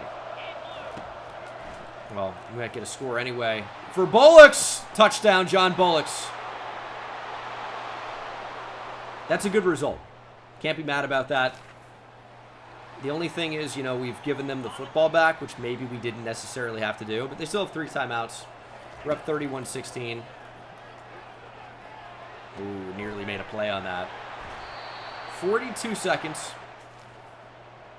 And now 0 seconds. That's the ball game. 31-16. We're 6-0. And, you know, again, we had our struggles at times this game. But 3 touchdowns for Gerald Kubila, completing, you know, 66% of his passes is pretty good. Didn't really run the ball that effectively, although Kubila did have a scramble in for a touchdown. And then receiving, 80 yards and touchdown for Bullock's. Everett also found the end zone. And then defensively, 4 TFLs for the boys, 2 sacks for Ted Hammond, and a pick for Milt Ferguson. And undefeated in the conference, obviously, as well. That's 3 conference wins already. See if we get good news on any potential commits. Nope. Leonard Ernsberger to Miami. The chat told me you get a boost just for scheduling the visit. I question that. I do. Ernsberger, unfortunately, headed to the U. We needed him on the Week 6 visit, and it just didn't happen. We only had 4 spots. We had 4 in on that visit. We kind of prioritized defense. Ernsberger would have been a pretty good one. Number 1 athlete, right? Number 1 in the state of Florida. Number 3 nationally. Could be probably a center or D tackle. But I think we are going to get good news on Clint Dillard. Hoping so. And I think Ernsberger's deal breaker was coach prestige, which I don't think is going to change. So I don't really think we have a chance there. Take a look here at Miami. Their coach prestige is going to be like an A-. I don't, where is it? Coach A+. Well, there you go. We got no chance. We have been passed up for Sam Washington post-Syracuse visit. I don't think that means that he is going to Syracuse. In fact, with the visit, I think it's more likely he is going to Notre Dame. We're trying to stay in it. I think we're fighting a losing battle, unfortunately. The visit for Marcus Winter will be huge. Oh, no. The Week 8 Iowa visit's so tough because Callaway, I think, is just going to head to Iowa State. We're going to lose out on Antoine Downs. I mean, it's probably best to just cut our losses now, which sucks, but our grades were just not good enough. We just don't have a chance there. And we can at least use the points to pivot to other players. And I'll tell you what, this visit might still be going, or this recruitment might still be going by Week 10. So I don't think we're necessarily out on Tim Samuel yet. And hopefully that's it. I'm taking a bit of a gamble there, a bit of a risk. But, yeah, again, we're going to rearrange our points, which always means just hard selling when we can and going after some players when we can. Do we have any chance here on Ronnie Brackens? I kind of don't think we do. That was Week 7, though, right? It's over. It's over on Ronnie Brackens. I'll leave him on the board, but unfortunately it is over. There are other players that are good that we can still pivot to. Daryl McNitt, I'm excited about. But yeah, we'll We'll handle this and hopefully end up bringing in some more 4-stars to round out this class. Wake Forest is 0-7. But they're an 80 overall. That's not that good. It's not amazing. But at the same time, you know, could get weird here on the road. JMU, by the way, in real life, did win their first ever bowl game tonight in Boca Raton as I record this. And congrats to the actual Dukes. We've done them proud so far in this rebuild, though. It's year 3. We're undefeated. And we played some decent teams. I know our schedule like isn't anything crazy this year in terms of true overall. But, you know, you can only play who's on the schedule. We played multiple top 10 teams. I mean, we're the #1 team in the country for a reason. And, you know, I think we deserve this ranking at this point based on the teams that we've beaten ranking-wise. Obviously, the overall. Not like we're playing necessarily the best team in the country. Josh Milano on the jet sweep with a big gain. 40-plus yards. Mitch Keenan. Why does that name sound so familiar? RPO. That's where having a lefty quarterback comes in clutch. Very quick and easy throw to the outside. Going to the right there on the RPO. And it is 1st and goal. Making offense look easy right now. Bullocks again. Was hoping that was going to be a touchdown. Looks like Bullocks was as well. 2nd and goal.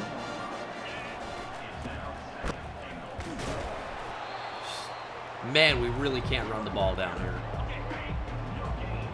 I get we're running from the gun a lot. Maybe that's playing an impact, but feels like it's mostly pretty tough. There's a touchdown. Good start. This cat is insane. I mean, I just gave her more food. It's never enough.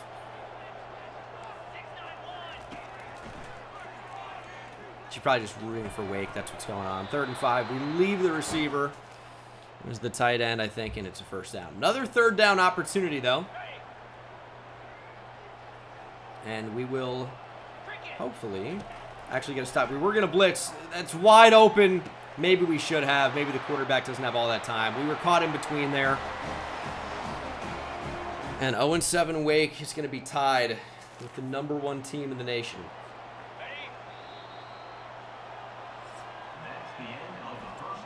Not exactly a great start to this game for us. Well, I mean, it wasn't bad, right? It was just, you know, Petaway drops the ball. It just wasn't as good defensively as we want. We're not going to settle for a 51-yarder. We'll try and convert on 4th and 6. That is not going to get open for Everett. I prefer an out, I think. Bullocks get vertical against the press. Everett get a little bit deeper.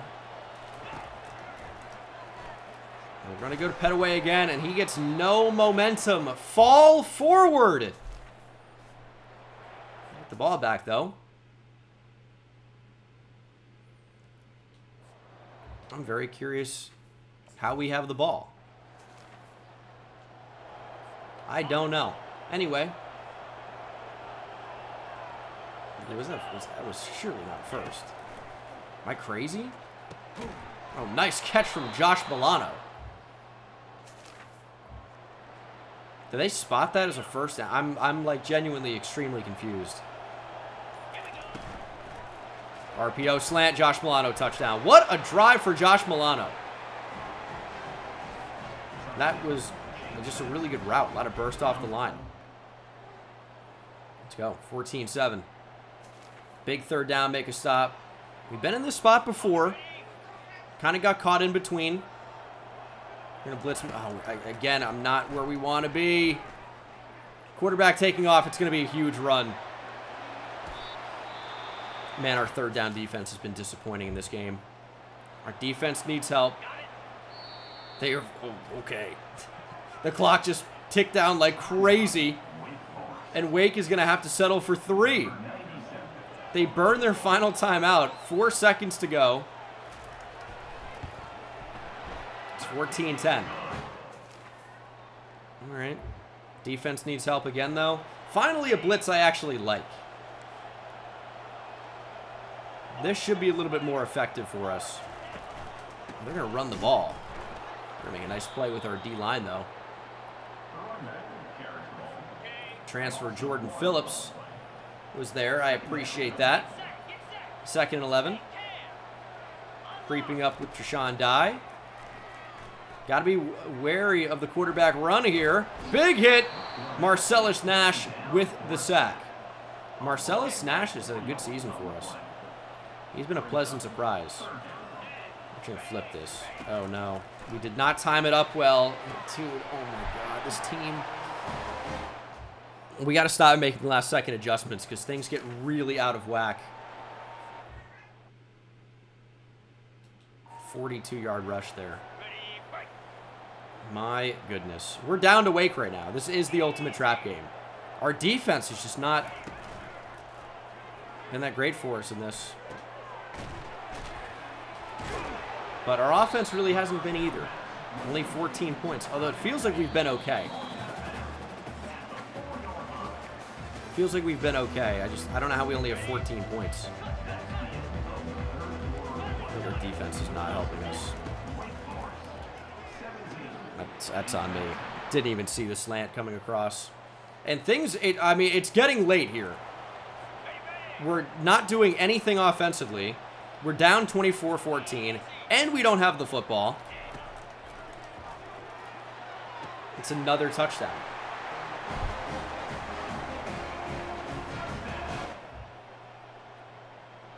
Well, I think there's a decent chance we are losing that #1 ranking.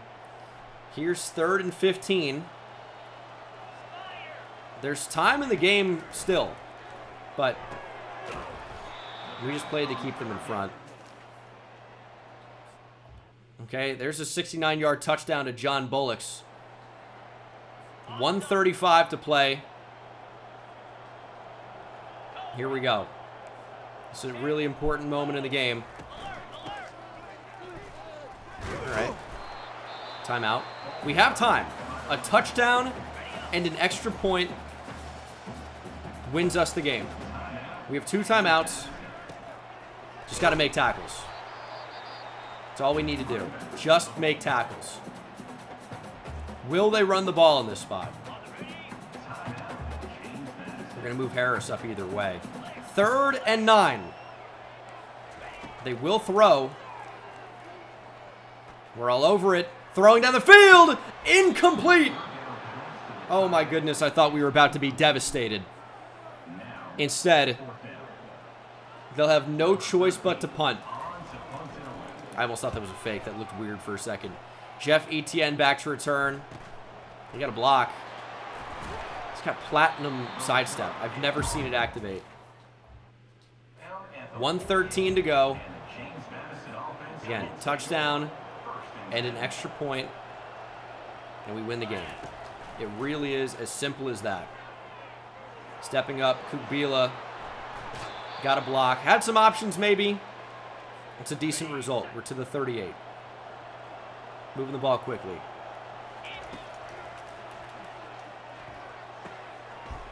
Intercepted. Game over. I felt like it was going to be. I don't know. It's the throw goes so far away from where I think it's going to be. It's not even funny. I don't really get how this is covered. Yes, it's not throwing him on the body. But man, I start to throw here and this is covered. It's just, I want it up the field. The safety's got his back turned. I pass lead up. I don't know how it's not open. Like, there's no way this linebacker's getting enough depth. But the route ends up being a lot more shallow than I thought it was going to be, a lot flatter. And it's just kind of thrown like, I'm thinking about it. With this height on the ball, where does this even end up hitting Terry Everett? In the ankles? But just didn't need to make that throw in that spot. Maybe it was a red throw. Maybe I screwed up in that regard. But, yeah, that is going to be the ball game, unfortunately.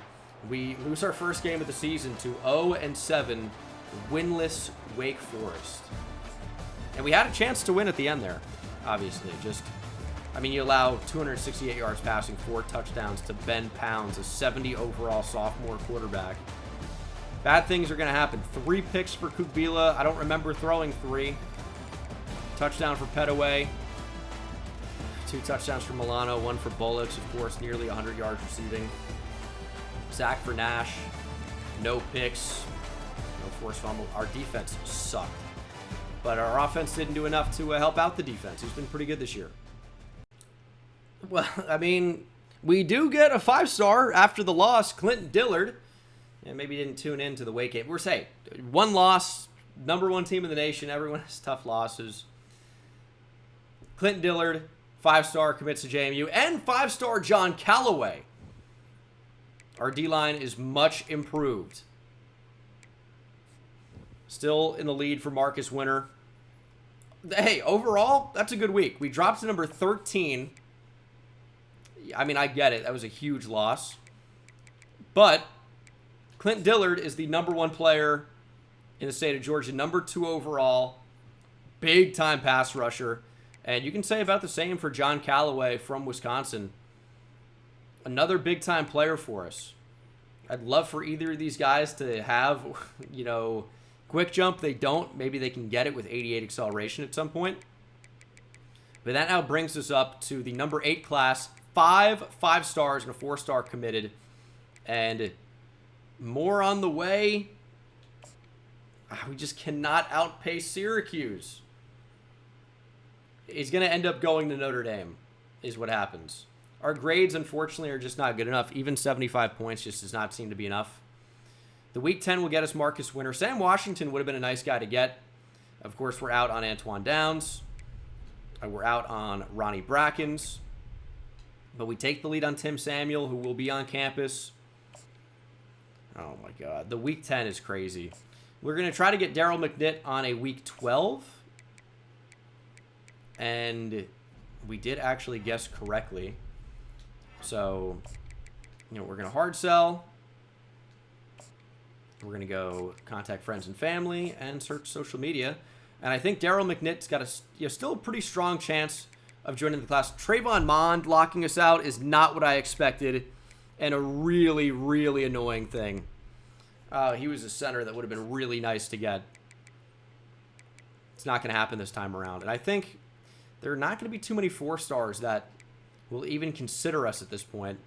And I would like to add some 4-star offensive linemen. Oh, you know what? Okay. It might still be possible in some cases. There's 1 tackle that will consider us. A couple of guards, maybe. One of them we're actually already going after. You know what? Okay. We still might be able to do a little bit more on the O-line. We're not dead yet. That's absolutely where we're going to pivot. Don't really have enough hours for scouting. Where are all my scramblers? That's what I need. I think running back's going to be more than fine. Might want to look to add a corner. But if we do, they're not going to be a 3-star or 4-star. The 4-stars are all done. Maybe look at a safety. All right, I mean, this class is going to end up being fantastic, so can't really be too mad about it. 4-3 Virginia. We look to bounce back from obviously a pretty big loss there. We fell a huge way in the poll. What are you going to do? Media has us at 13. Coaches have us at 13. CFP should be opening up pretty soon here, right? It's week 9. We're definitely not going to see Gerald Kugbila in the Heisman race, not after that game. A lot of interceptions being thrown. I got to get out of the James Madison playbook. I think that's going to be a move we make as we head into the next season. But I don't really like playbook changes in season for all the unrealistic things I already do, like recruit 5-stars. I don't want to add to that. So it's interesting what I value and what I don't in terms of realism. But I think recruiting 5 stars is fun. And I think not changing the playbook willy-nilly is something that I really can control and still have a good time. I can't believe we lost to Wake. Our offense just lacks, I think, a top-tier playmaker. If Petaway can't get it going, I think we lack a real big-time playmaker at receiver. And it was Terry Everett a little bit last year, but that was in the Sun Belt. You got to factor in level of play. I don't know what it would have looked like here in the ACC.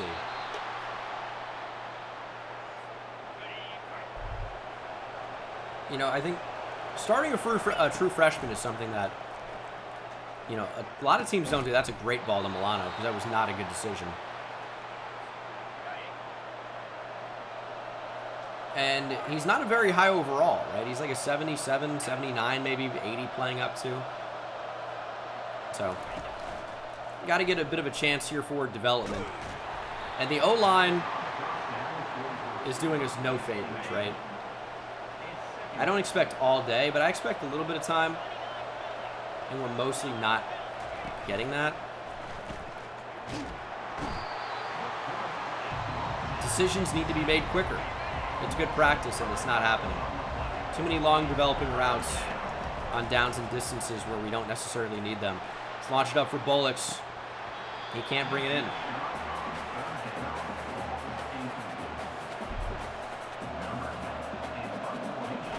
Good punt, though, maybe? It's okay. Make a tackle, Corral. Corral corrals him. We just have so many first drives where we don't score. Way too many. And we just allowed, what? A 52-yard run by Noah Vaughn? It's too many. Too many yards, I would say.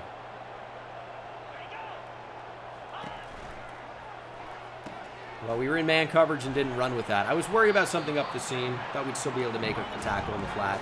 It's exactly what happened, to be fair, but no TFL, no interception opportunity. Who knows what the quarterback would have done differently had we attacked the flat instantly, though.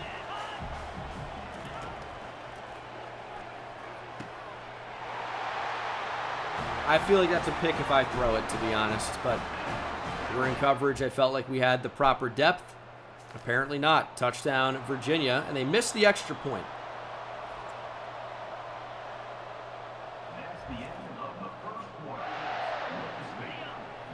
That's interesting. All right. Get that out there. Oh, that's a dart to Terry Everett. We're on the board. And we should take the lead here with an extra point. That's a big-time throw. Need more of those. 3rd and 7. Get it out. Bullocks! Down the sideline, makes the catch, touchdown. All right. Now the offense starting to groove a little bit. But again, our defense needs help. 1st and goal from the 1. TFL here would be huge. We actually might start calling timeouts as well. They're really trying to waste time. Oh, they're going to throw it. And they're going to score a touchdown. Oh my goodness, we had a chance here. I don't know the clock though. Is it running? It's not. We have no timeouts. 3rd and 3. It's going to go to Bullocks. 4th and 3. We'll get points. 17-13. Into the second half.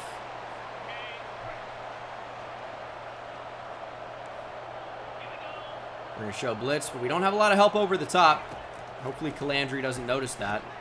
Take advantage. Ooh, big hit to Sean Dye. 59 yards passing in this game, by the way. If you told me that, I would think we're up by a billion right now. 59 yards passing.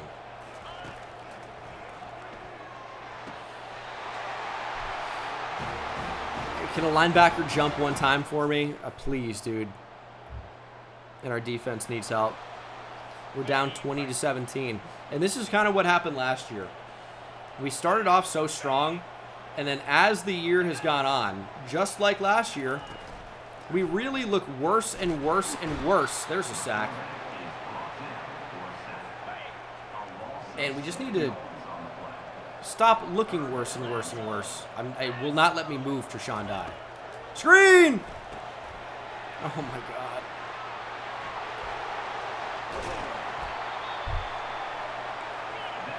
This is insane.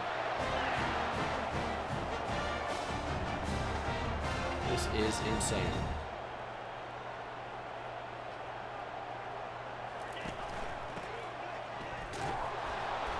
We need a turnover. I mean, 9 rushes for 70 yards is frustrating, but he did have a 50-plus yard run. So 8 rushes for 20 yards on the other ones. Not that great. Really just the one gasher.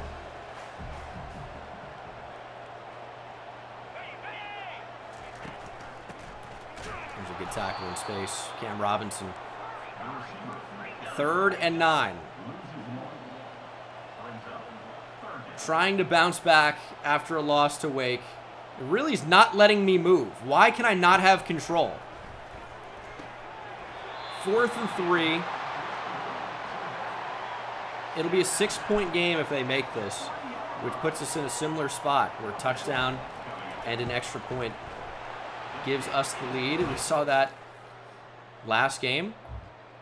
Did not exactly end up, going the way we wanted, but that's okay. We bounced back. A lot of season left.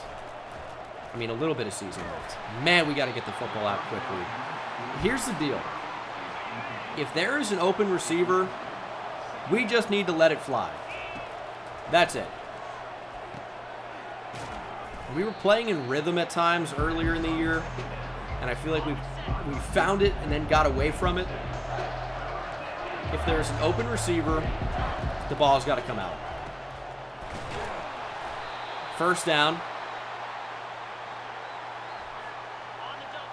And I would love to run the ball. It's just been not super effective in these spots. Oh, my God. Well, you see the running back wide open. We just can't get a little bit more time to find Petaway. Fumble. Oh, my God. It's recovered by Virginia. And that was a great scoring chance that is now erased. Thankfully, we get the football back.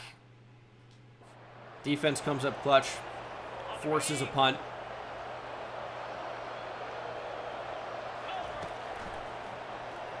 Throwing on the break. Everett, go up and get it. What a catch. That's huge. I'd love to be able to run the ball in this spot, I promise. I just know we can't. That's a huge catch from Petaway, who took a shot. Love that. Come on, defense. We're up by 1. 3 minutes to go.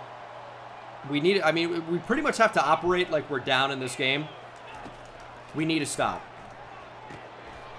Because a field goal gives Virginia the win.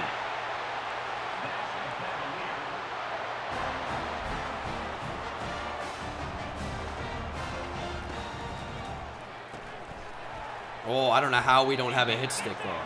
The animation's pre-locked. Very annoying. Why is Corral in on defense instead of special teams?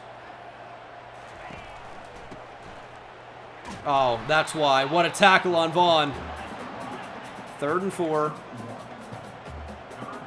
I mean, Corral might make another play here. Looking to send heat off the edge. Oh, and there it is. Corral can't bring him down. How is that not intentional grounding? There's no way he was out of the pocket. 4th and 4. Virginia really needs a conversion here. Still hope if they don't get one. But they won't get one. Down goes Calandria. Need a 1st down. I mean, you're probably going to see 3 straight runs here. Not necessarily. And there's one. Petaway makes it 2nd and short. That's a 2-minute timeout. Even a field goal, I think, is important to get here. Head away. Just don't fumble. I'm almost tempted to take him out of the game, but I don't really think he's got low carrying, but we've seen him fumble in big spots before. Virginia down to just one timeout. 1:54 to play. We still really need a first. Oh, we're going to get one. Good blocks. Pet away. Don't score. Just go down. He's over 100, and that's the ball game. It's a 24-23 win. We survive another upset. You know what? I'm starting to think we're not a very good team on the road. It's a theory I have. Better game for Kubila, though. 300, 3 touchdowns, 1 pick. That was actually a very good performance overall. It felt like it was worse, but Petaway was great in this one. I mean, the offense really was not the problem. 3 receiving touchdowns, obviously. Bullets with a big game. It's just our defense, as the season has gone on, seems to be making fewer and fewer plays. Not like allowing 23 points is the end of the world, but they certainly have not been as good as we've come to expect, and that's going to have to change as this season progresses. Otherwise, I mean, we're not even going to be playing in the college football playoff, let alone any talk of a national championship. So we're locked out on some players we've added to the board. We're up to number 11 in the country now. CFP rankings are out. And yeah, Notre Dame, no shock, has surpassed Syracuse for Sam Washington. We stopped recruiting him. He is headed to Notre Dame. They've got a Week 10 visit. There was just no chance for us, unfortunately. We're just not making enough progress. We would have been somewhere around where Syracuse is, and we still could have been third, to be honest. But I think we're going to get good news on Marcus Winter. I think we're going to get good news on Tim Samuel. He'll be on campus. This is Week 10. Daniel Merrick back into the lead. Daryl McNitt, I think the timing is going to work out really well. I think mostly we're in a pretty good spot. Mostly. But obviously, things could always be better. Oregon wants Ben Esponda. Guess what? They can have him. That's as simple as it gets. And they're probably going to get Marquez Ibrahim as well. Or Ibrahim in the case of Mo Ibrahim. I was trying to remember the name of the Minnesota running back. Took me a second. Had to close my eyes like a freak.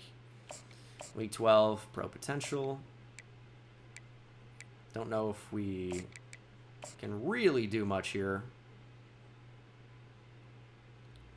All we know is pro potential. I mean, it really could be anything. We're going to make a little bit more progress. Any 4-star guard is going to be pretty good. Would love to get Ty Cloud.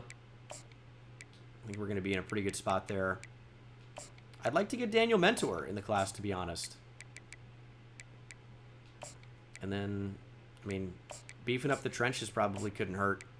And we're just not going to be in the race probably on Govea at strong safety. But overall, the class is looking good. It's fringe top 10. It will be top 10. Just we only have 6 players committed right now. But this Week 10 game is going to be huge against Pitt. It will be huge. We've got some pretty big visits. But, of course, you know, we got to stop having close games. We got to stop losing. But on campus, Marcus Winter is win, and it's a 5-star tackle. Win and a 4-star, what will probably end up being a D tackle in Tim Samuel. And then these guys are on campus Week 12. But looking pretty good. Gotta win. Pitt, here we go. Let's look better, please. I'm sick and tired of a lot of things, but in particular, the poor performance of this team when it matters. Well, we haven't had too many huge games. Actually, you know what? Let me rephrase this. I'm sick and tired of the poor performance when it doesn't really seem to matter. Why do we play down to our competition, you know? There's Petaway making a move. I feel like we really haven't seen a lot of good jukes from the team. He's got Silver sidestep. He's got pretty high juke move, but Yeah, we typically don't see it. That can't be a pick. That's fine. I mean, it's double coverage, but I thought he was going to be open on the break. You got to throw it on the break. You got to take a chance.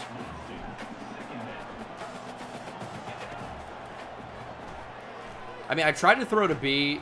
John Bullock drops the ball instantly.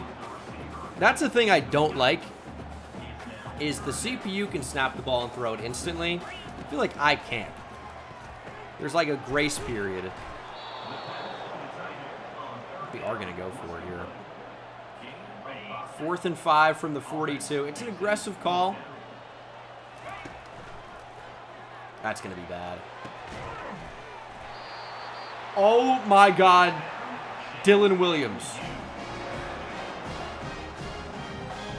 That was insane. Because that was not the guy to throw to. Again, I tried to throw on the break. I don't know how he caught that. That was absurd. And he's lost some playing time. Air it out for Bullocks with a step. Hopefully, the safety's there. Man, it looks so open. Everett's going to win up the field, though. We just need to make sure that safety doesn't come over to make a play. Get it up. Get it out. Touchdown. Scary Terry. There it is. Gotta love it. Defense needs help, though. They typically do. Cam Robinson, interception. Haven't had an easy read in a while. It's hard to when they run the football. Get off the block. Oh, my God. How long are they going to hold their blocks for?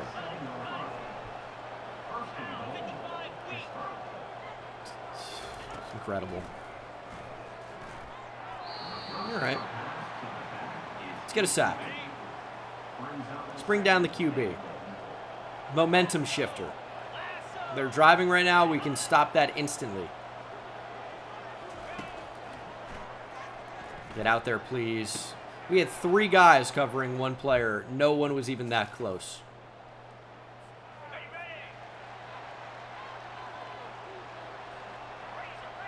I hate this team. No, I don't. But, I mean, if I can survive Tulane Season 2, that series, I can survive Season 3 at James Madison being 7-1. So, Jesus. I mean, he got popped. 3rd and 20. And then we got a pretty good ball there for Milano, and it's tipped and intercepted. Oh, that is I don't mind it because it's a punt anyway. It's an insane return, to be fair, but how is that possibly picked, dude? Oh, my God. 3rd and 8. We'll blitz Nash and step it with Harris. And we're covering that pretty well. Oh, man, that's intentional grounding. Never gets called on the computer. Let's just take our points and take the lead. Oh, it's right hash. I feel a little bit weird about hash kicks. I just don't know that we've moved the ball enough today to feel good about even 4th and 4. So when you can take the lead, we're going to get it. Defense needs help. It's been a lot of that lately, right? I feel like early on in the season, it was, hey, your defense is just giving you the ball back every time. And I guess that's unsustainable.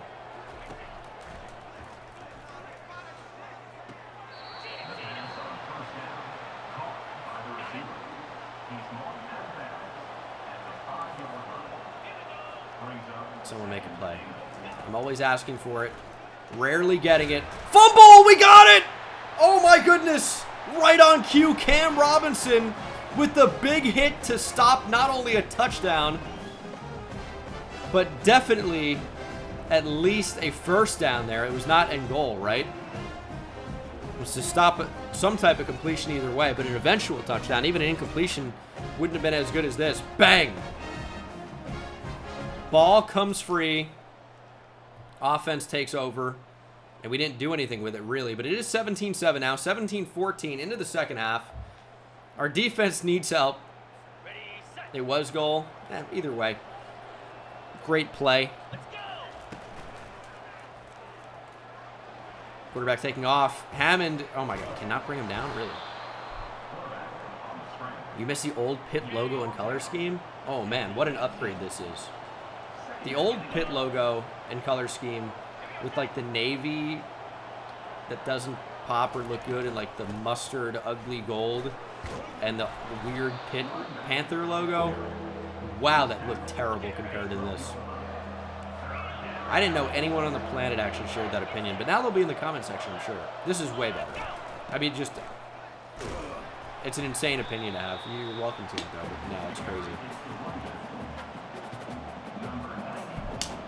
Maybe it's nostalgic, but it looks bad. Especially compared to these. Pitt will tie it up, though.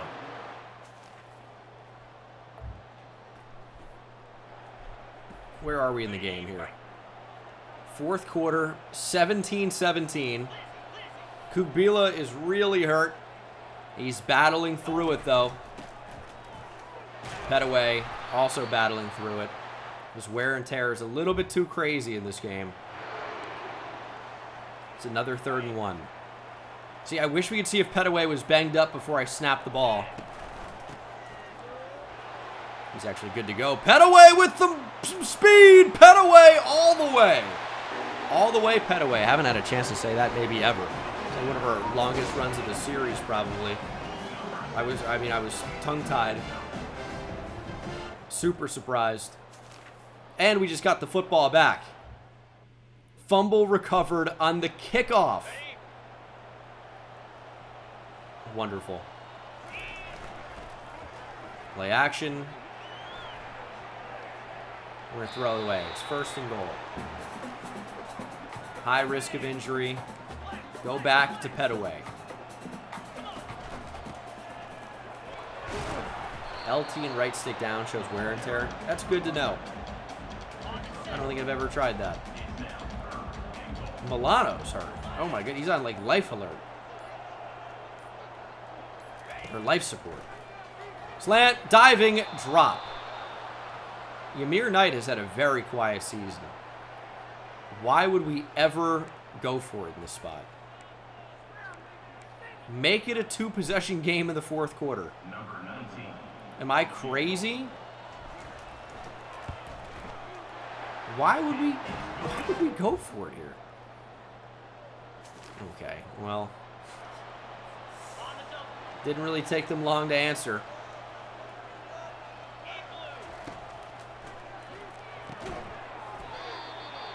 I was hoping that wasn't going to get played. That's all you can do sometimes.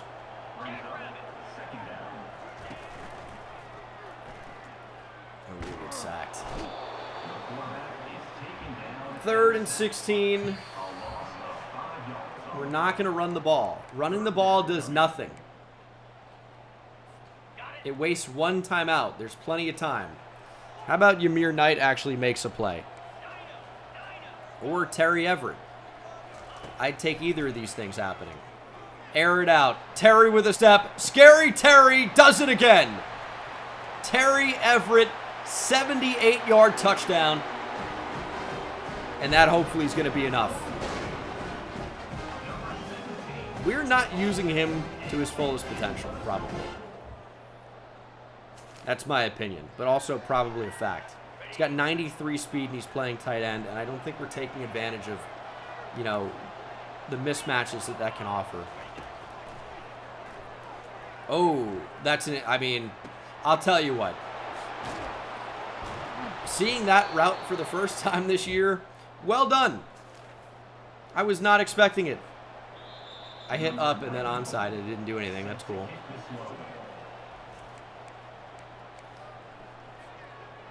Up by 3.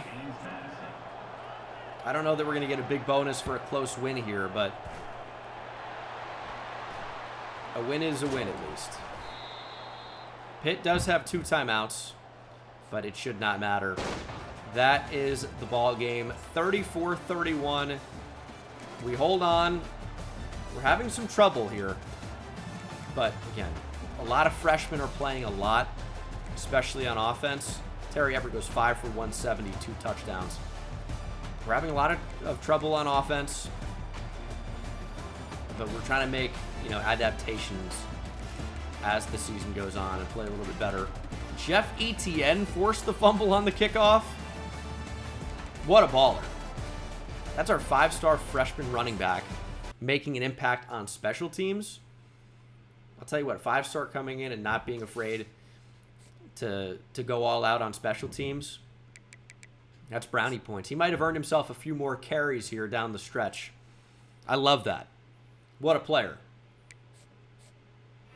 Marcus Winter, the 5-star tackle from San Juan Capistrano, California, commits as a result, as does Tim Samuel from Paramus, New Jersey. Paramus is in North Jersey. He's going to probably play D-tackle for us. Washington does pick Notre Dame, which we knew was a possibility. We didn't really have the points to go after and win all of those, but we've done really well so far this season. I mean, you look at top classes here. We have 6 5-stars in the class. Only 2 4-stars. But the quality of this class is actually quite good. Try to get Daniel Merrick on campus as well. That should secure that commitment. You'd think Daryl McNitt is going to be in the same boat. In a good spot on Ty Cloud. Can we get any other visits? I don't believe so. I think we're locked in at 4 for this next week. Is that the case? We might just not be ranked highly enough. That actually is a possibility. Is anyone ready for a visit that we have not scheduled yet? No. Okay. Well, that is unfortunate for us. All we have are points at this point. It's not the worst thing. And we're going to focus mainly on, I think, the offensive line with our remaining points. We definitely need to improve in the trenches. And depth is not a bad idea. Injuries happen all the time. It's not a bad idea to have a backup plan and then another backup plan and another backup plan. So depth on the O-line is super important, I would say. And we actually might have a chance on Govea. There are very few remaining uncommitted 5-star or 4-stars. So of the remaining uncommitted, they're actually on our board already. So we're going to keep that as is. Facing off against 5-5 UConn next. UConn, was it in Kent State Dynasty? I think it was. UConn has played us really tough before in my series. I want to say we had like a 50-50 game against UConn. Hopefully we don't see anywhere close to that type of offensive production here. Here we go. No trap game. We've played rough on the road lately. But I think we're starting to find our groove again, personally. We know what it takes to win. Ball out quickly. We know our offensive line is not an elite O-line, right? But we can make them look better by making quick decisions and getting the ball out quickly. There's Josh Milano. Spun the wrong way. That's why I do need to use the right stick, probably. That might have been a touchdown. Getting the ball out quickly and making quick decisions is redundant, but it is true.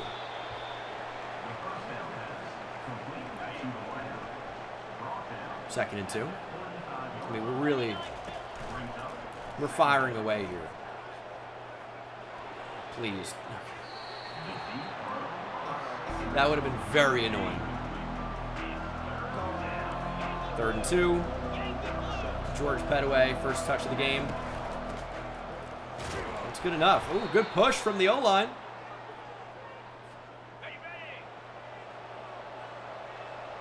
See Josh Milano getting open here on the wheel. See how that develops. He got bumped, dude. We're going to get a flag at least. I feel like he had a touchdown if he wasn't bumped. We'll take defensive pass interference. Roughing the passer is the call. We'll take that also. I mean, really felt like that was defensive pass interference. Yellow throw. He's got 90 short throw accuracy. I guess that was in the medium range. He really can't be helped out. Oh, there's so much space. Kugbila just lower the shoulder. Touchdown. Gerald Kugbila. All right. We're looking a little bit better than I thought we might in this game. Although, to be honest, I felt good about it. But, you know, you never know. UConn's a weird team. I don't like the way you're holding the ball out there. Keep it in tight to your body. Oh, they're pressing Knight here. How badly is this about to go? Just going to run the ball. I want to be able to run the ball more. Sometimes we can. Sometimes we can't get anything. Bullocks is starting to drop the ball a little bit more than I would like, which is any time. He's been so reliable.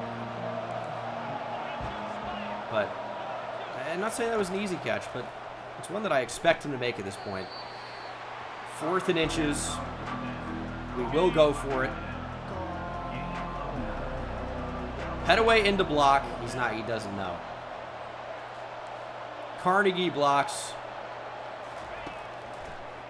And that lets us throw to, yes, George Petaway touchdown. We figured it out. Because we run the same exact play and Petaway gets open a lot in this spot. And we just don't have the time to throw it as UConn scores a quick touchdown. Blocking, I guess the backside tight end there, gives us an opportunity to throw to Petaway and make some magic happen. There's Kugbila on a scramble. 3 rushes for 59 yards is probably a career high for Kugbila. Obviously a season high as well. Might do it again. That's 1st and goal. I mean, it looked ugly. Maybe Kugbila's a scrambler now. All right. Kugbila's comp to Sean Kaiser. I think it's very obviously Michael Penix. Very obviously.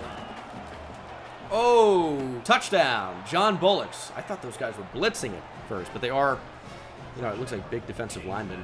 Not really too adept in coverage, and we throw right behind them for a touchdown. 3rd and 2.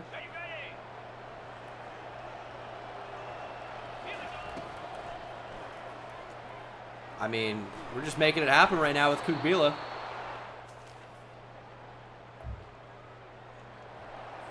On the set. 40 seconds to play.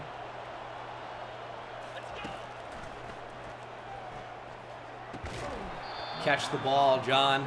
Why are you dropping it? A hospital ball, sure, but catch it anyway.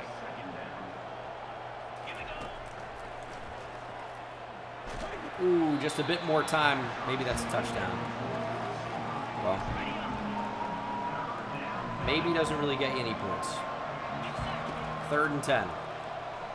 To the end zone. Bullocks can't reel it in.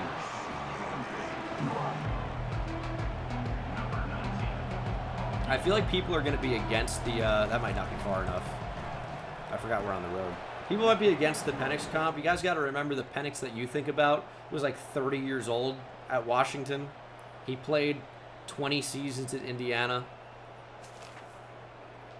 You're comparing a true freshman starting to an actual 25-year-old. No, he's like, it's not that old, obviously. On the run for Milano, touchdown. And he's a lefty quarterback. People in the chat are just naming black quarterbacks. Like, that's a good comp. He looks like him from afar. Please, dude. It's insane. 4th and 7. No way. Defense, please.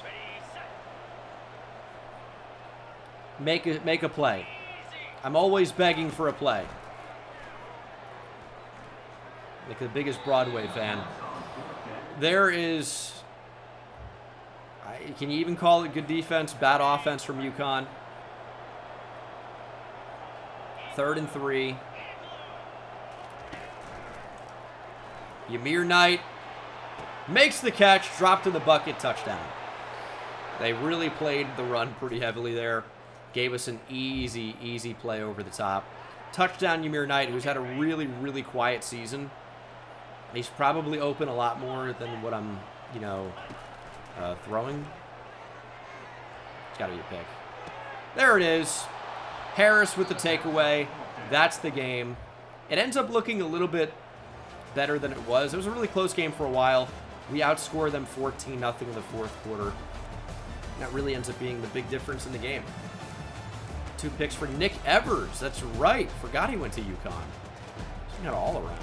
4 touchdowns and 251 yards passing for Gerald Kubila.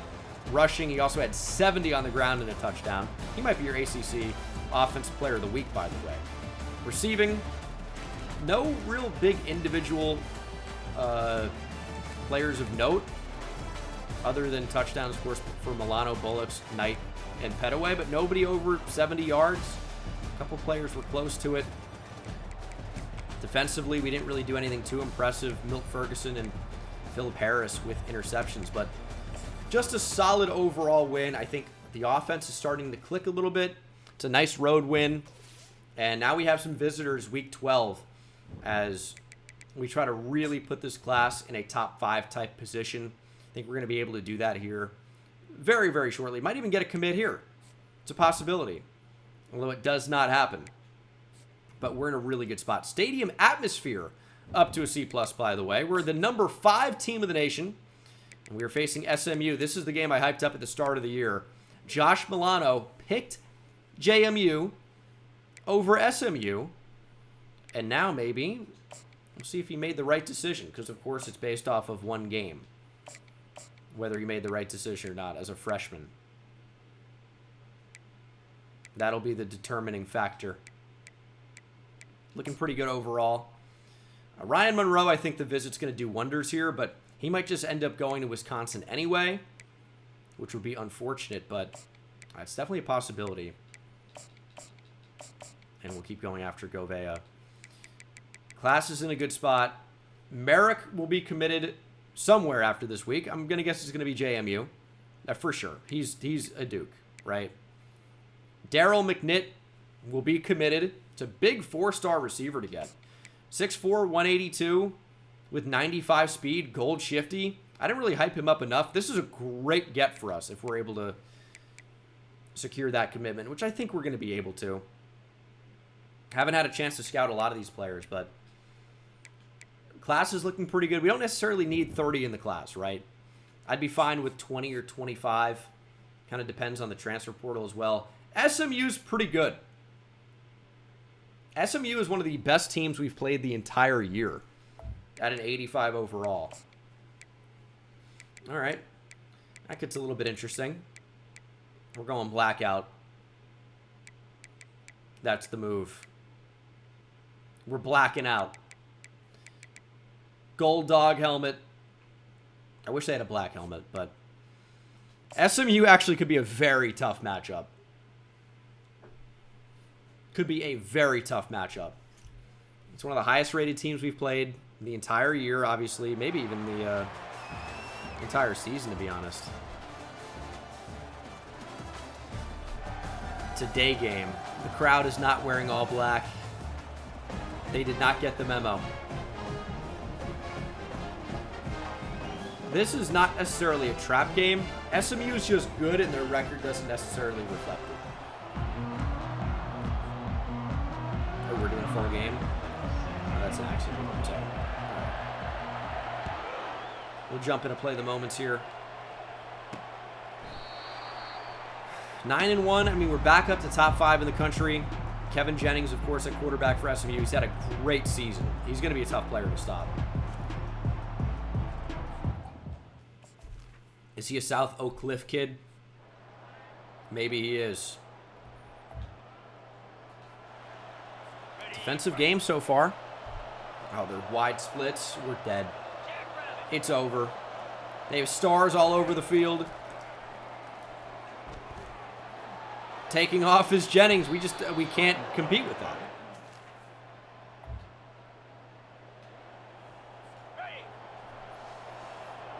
I don't know how we stop that. I really don't.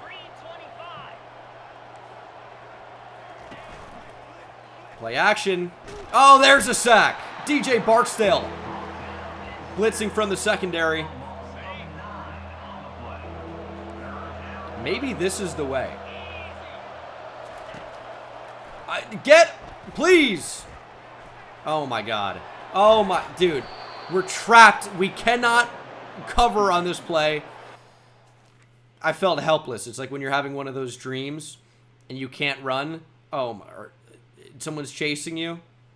This was that. I felt helpless. Oh, that was really annoying. SMU is going to be impossible to stop. I mean, we're going to have a spy on the field like at all times against Kevin Jennings probably.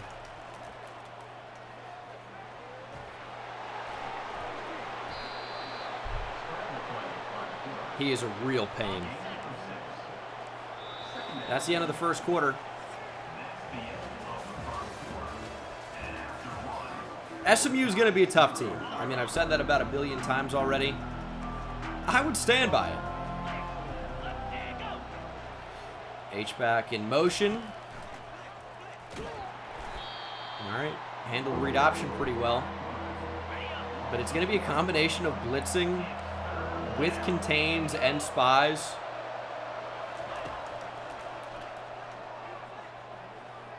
Thankfully a throwaway. Maybe we just force him to throw the ball and that happens. Miss this wide right.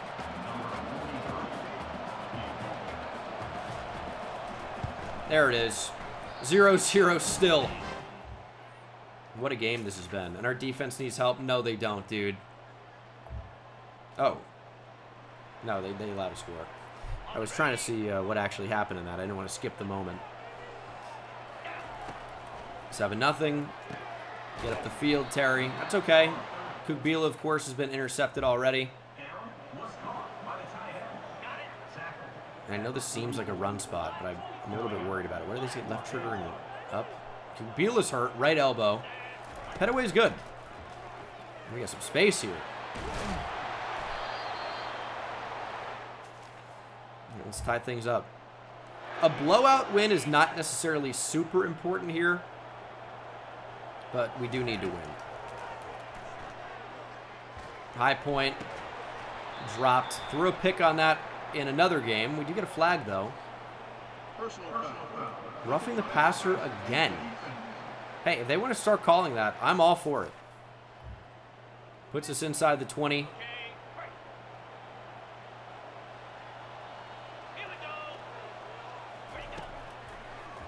High point, Everett dropped.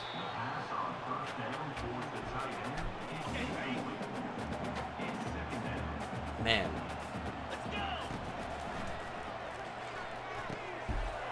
Brother, we have a 6'4", 220-pound receiver shielding. How does he possibly jump in front for the interception, dude? It just seems insane.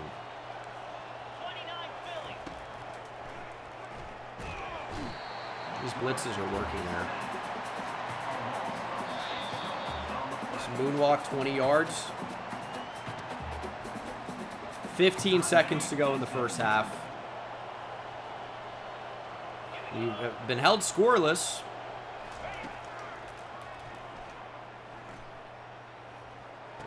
It's good defense. Well, I would have preferred that to be caught, actually.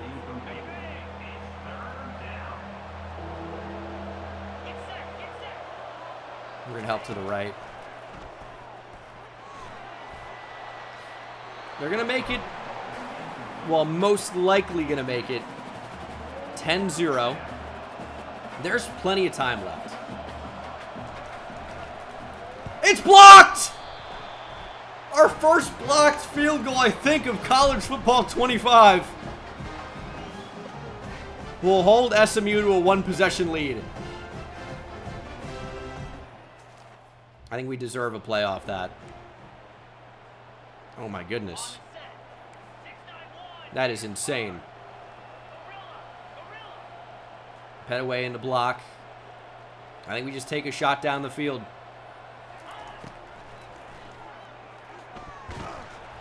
We'll go to the second half. Down 7-0.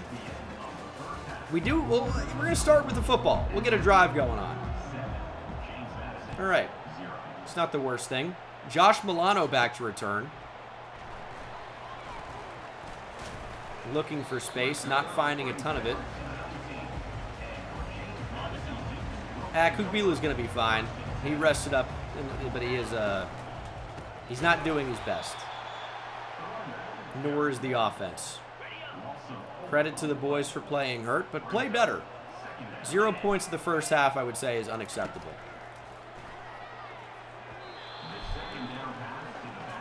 Third and 14.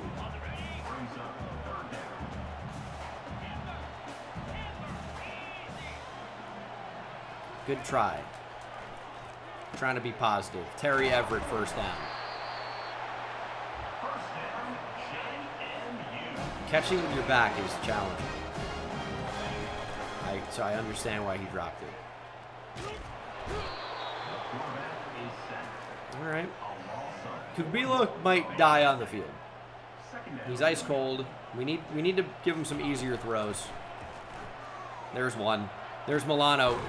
There's no way we lose all momentum there. That is not even a bad throw. Who are some of these guys in the field? I mean, we have not seen Burke the entire year. Let's give him a touch. He falls ahead. That's something we don't see from Petaway. Freshman running back Rashad Burke. That will be his only touch of the entire year, more than likely.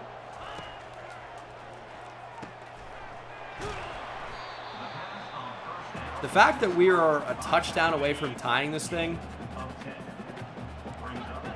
is a wonderful thing. Because it feels like we played pretty badly in this game. Yet we're right there. Right there with a chance to win.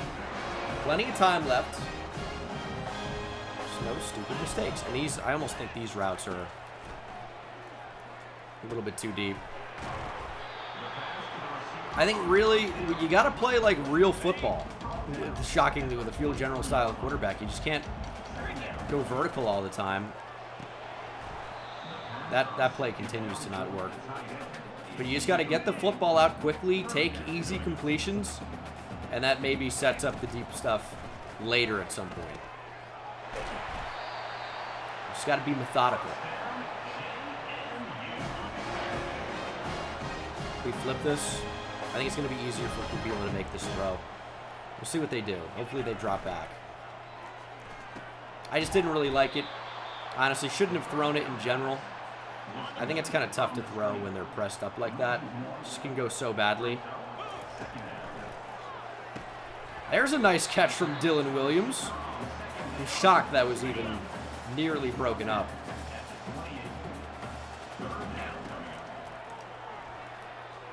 Laser? 4th and 4. I think we go for it in this spot, which is dangerous considering we have scored 0 points the entire game, but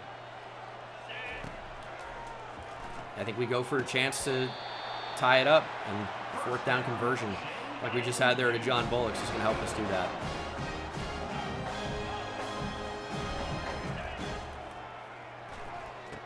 There's Terry Everett. Got hurt somehow there. Saw that happen in real time. -5 speed. He's still fast, though. 2nd and 5. To the end zone. And that's a touchdown. John Bullock's. He's been dropping the ball a lot recently. He's not going to drop it when he's not touched, at least. It's going to be 7-7. 17-yard touchdown. Boom, defense needs help. They sure do. But we've been blitzing, and they've been doing a great job. Make a tackle. Oh, Cam Robinson, that's beautiful. SMU loses a yard. That's going to take us to the 4th quarter. Turnover here would be huge. But, I mean, I really take any negative play. We just can't let the quarterback scramble on us. Read option. There is a flag. Give me a hold. Bring it back.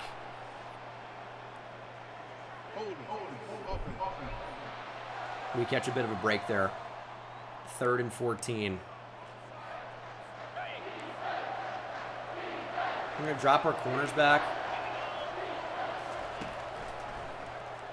Is this a screen? It's an incompletion either way. And they'll try a kick. 4th and 14. It's very makeable. And this one does go through the upright. It's not blocked. It's a 3-point game. Tell me they didn't just score a touchdown. 10-7. Same score. 4 minutes to go. It's 3rd and 9. This is not the moment I was interested in. It's really not letting us do any type of hot routes or adjustments with any type of speed. We're nearly sacked. The receiver we wanted to go to got bumped. Yeah, I kind of need to punt it in this spot. Game is on the line. Got to make a big stop. I mean, run is a possibility. Huge tackle. Huge tackle.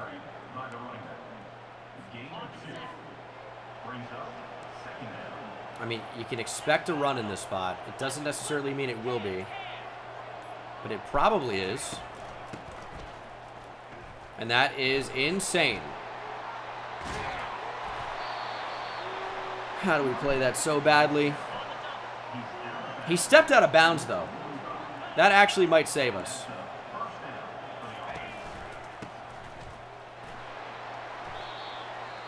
All right, we got a timeout in before the 2-minute timeout, which means we need to stop here.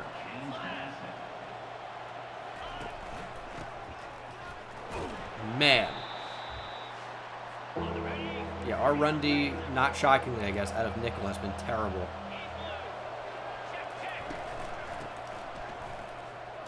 Huge tackle, timeout.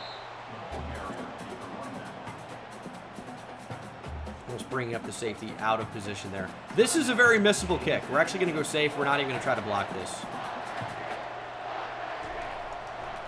That is wide right. No chance. I agree. SMU definitely should have gone for that. It's a long kick to play for, you know, a 6-point lead. It was a wrong call, but I'm not complaining. Chance to win for JMU over SMU. Again, this is one of the best teams we played the entire year. We knew they were going to be a tough game. They're giving us a tough game. Good blocks. We only need 3 to tie, obviously. I would prefer a win.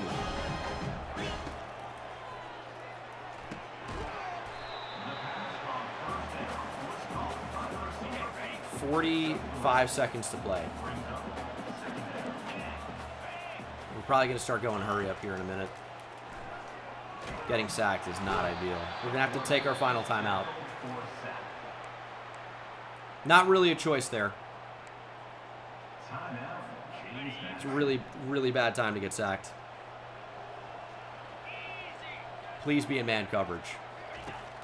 3rd and 12. Stepping up. Kubila! Oh my goodness, what a scramble on 3rd and long to extend the game. Shot down the field for Yamir Knight. Touchdown! Oh my goodness, what a ball from Gerald Kubila. Yamir Knight, I thought, was losing a step. But that throw has given us what should be a 4-point lead late in the game. Clean pocket. Good throw. Yamir Knight creates just enough separation at the top of the route. Catches the football. Touchdown. SMU with 23 seconds.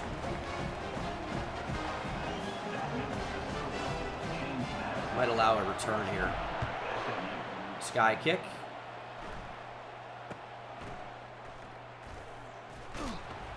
That was a little bit too high. Now they only got to the 31. That's not insane. but it is a little bit longer than I would have preferred. I was trying to get them inside the 20, but it did waste some time, which is good, better than a touchback for us, but they're also farther up the field. There's the sack. SMU choosing not to call a timeout is crazy. There they go. Quick decision making there. Gannon Weathersby just made a huge play.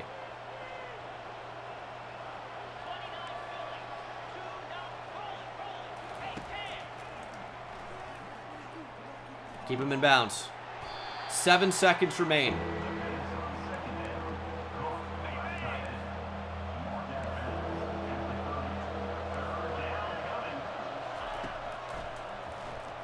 Third and 12. Ooh, that is open. There's a flag. Did he step out of bounds? That's illegal touching. He was out. That's illegal touching. 4th and 12. 1 second on the clock. Now it's time for exactly one more play. And that is basically a throwaway. Incomplete. We survive another upset. 14-10. We're outscored in the entire first half, but we win the second half.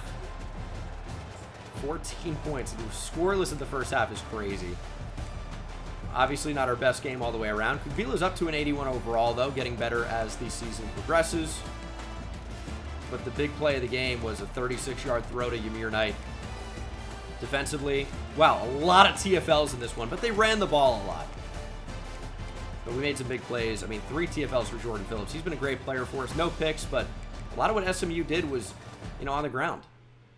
We do land 4-star pass rusher Daniel Merrick from Rosemont, Minnesota. 4-star receiver Daryl McNitt from DeSoto, Texas, in the DFW area. Yeah, this class is really coming along nicely. We have so many hours. We're back up to being a top 3 team in the nation. And we'll face Cal. We have 150 hours. We look pretty good for Ty Cloud. We have no more visits remaining. Or no more weeks where that's even a possibility is kind of what I mean with that. But we have a number of players in the class here that we do look pretty good for.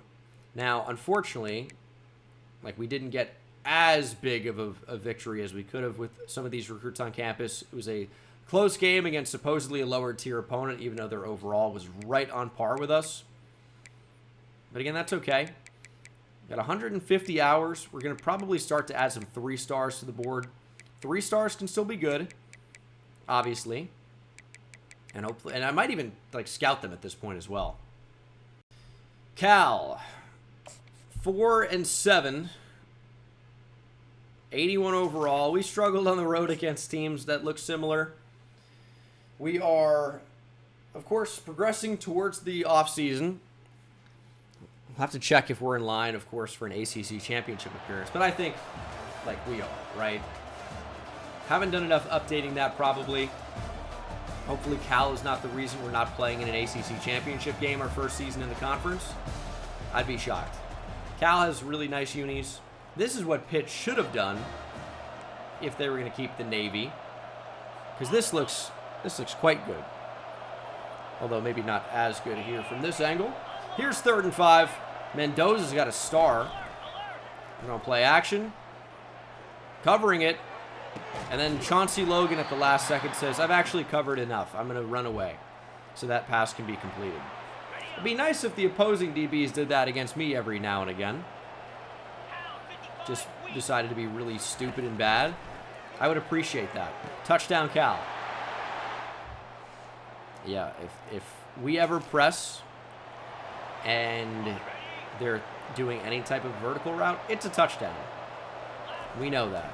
3rd and 7. That might be a touchdown, though, right back. I think it's underthrown. I don't know what I can do to get a pass let out. But we forced a punt. And then we have 1st and goal from the 4. Okay.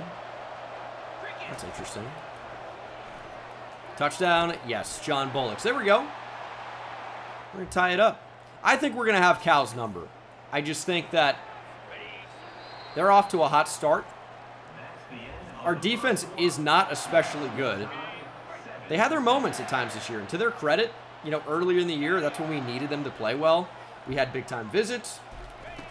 They made some big plays. But as the season has gone on again, it's just been kind of the same old thing that we've seen. They haven't been all that good against, like, not great opponents.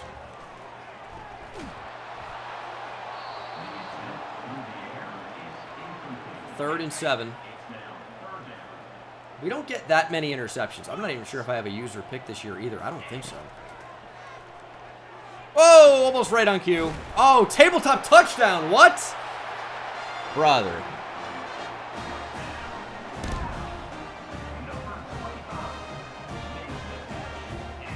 It's a tough play. It's a tough play. Oh, and we're back on defense. Third and 5. Bringing Harris up. Play action. How do we not get there? Took a risk. We took a huge risk blitzing the safety like we just did. I thought it was going to pay off. Not sure how he got rid of the football. It's third and 10. We're down 21-7.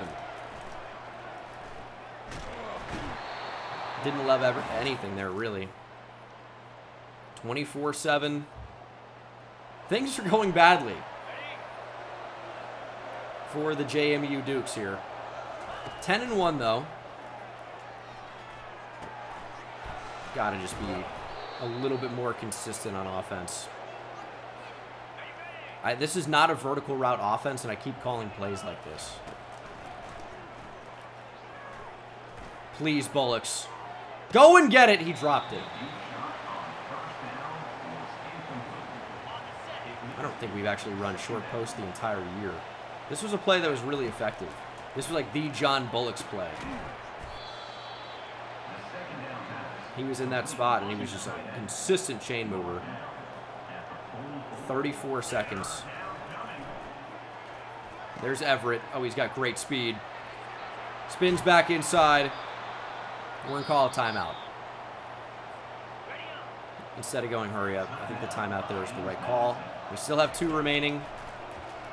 Sacked. Now we're going to call another one. How exactly did that come in? Just like a stunt, basically. Unblocked. That's tough. 2nd and 17. Again, I feel like Bullocks has a step, but we just can't. He doesn't have the top tier speed to separate and actually get us an accurate ball. 3rd and 17 is really tough, but any points here is good. Going to Bullocks again, just give him a chance. I didn't really like anything else. Are we going to be short on this? We might be. 4th and 17.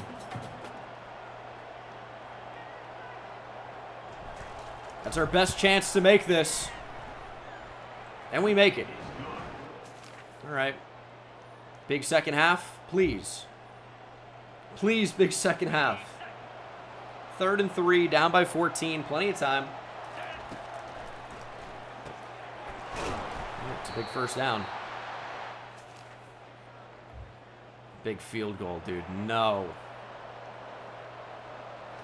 We'll take our points on 4th and 7. It's brutal. And it's moving pretty quick, actually. Very fast. But that is drilled again. Our kicker's been huge in this game. And our defense came up clutch. Giving our offense a chance. Taking the points here looks even better. Nice catch from Milano. Unfortunately, Milano didn't create a ton of separation there. There's a lot of contact.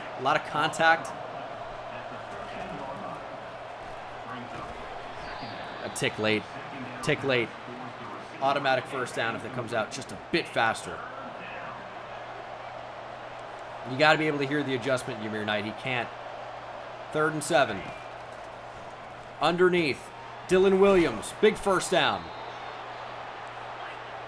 Oh, wide receiver screen in this spot. I don't like it. Calling it anyway. Dylan Williams brings us down to the 1. I don't like QB draw, but decided to try it. Let's please bring the running back into the backfield. Not an option. 3rd and goal from the 1.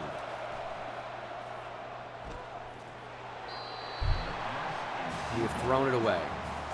Field goal makes it a 1-possession game, but we are on the 1-yard line. We're going like fullback dive.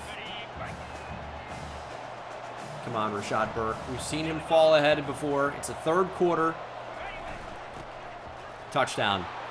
I feel comfortable. There's plenty of time. If we kick the field goal, I get it's a 1-possession game, but we were on the 1-yard line. I felt like our defense could have made a play in that spot. We actually get the 2-point conversion again, and our offense is back out on the field.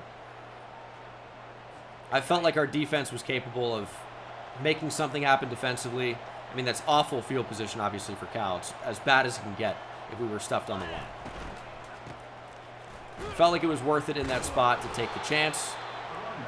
And, I mean, it obviously worked out. 2nd and 8. Kubila stepping up. He's got just enough speed. Touchdown. We have taken the lead at Cal. Oh, my goodness. And our defense has stepped up in a massive way. 4-point lead. Guys are getting bumped there. Going down's not the worst thing in that spot. Guaranteeing the catch.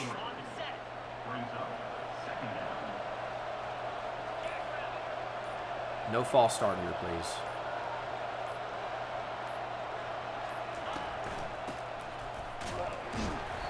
Third and 4.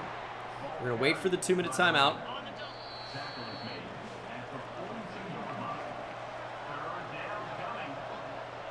It's a tough call in the game. I feel like they're ready to stop the run.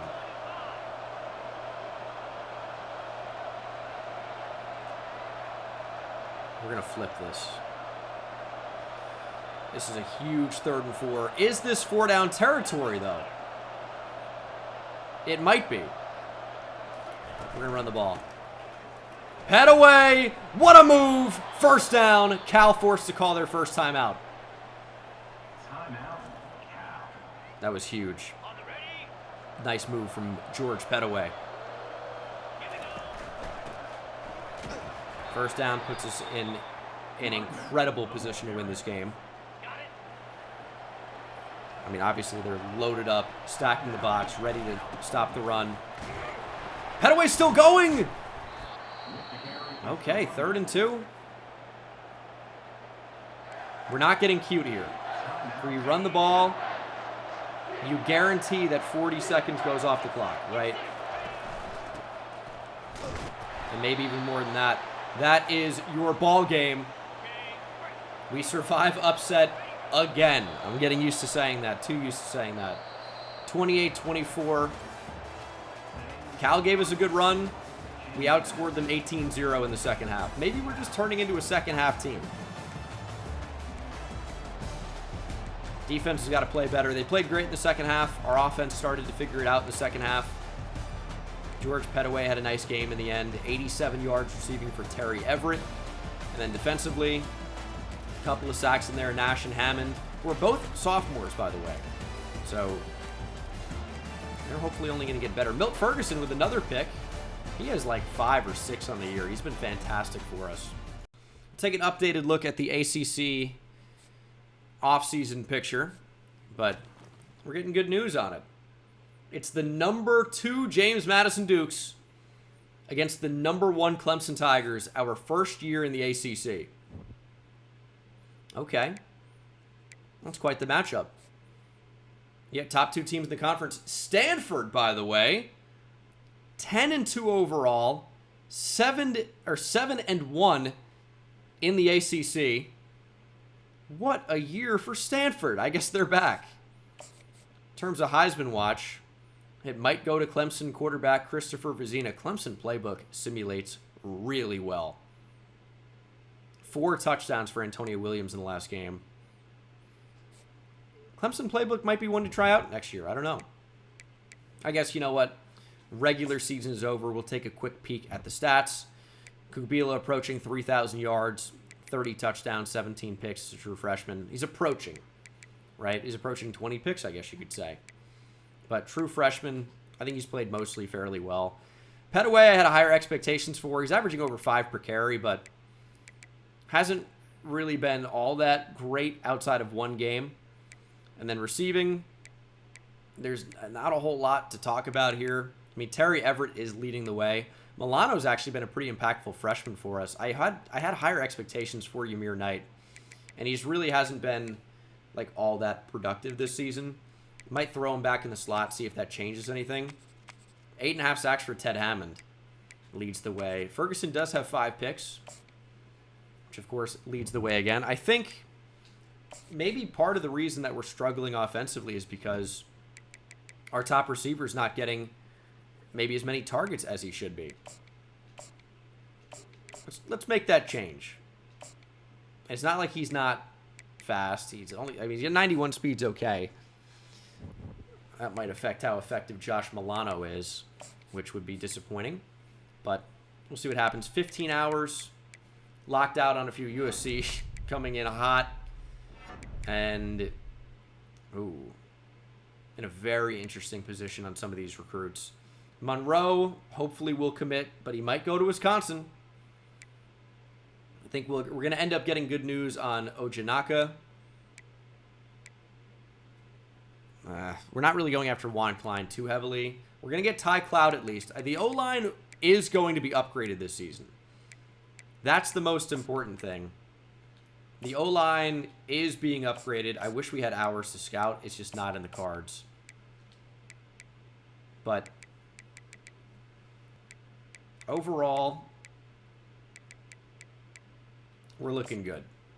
I mean, 75 points we probably don't need on Ty Cloud. That maybe can help us some of the players down the board. 5 hours isn't really enough typically. But, with scholarships, maybe it makes a little bit more of a difference. Hopefully some of these players end up being studs. We can always rescind those scholarships. However, we can't, once we get locked out, we can't recruit those guys further. So this is a time to make those calls, make those decisions.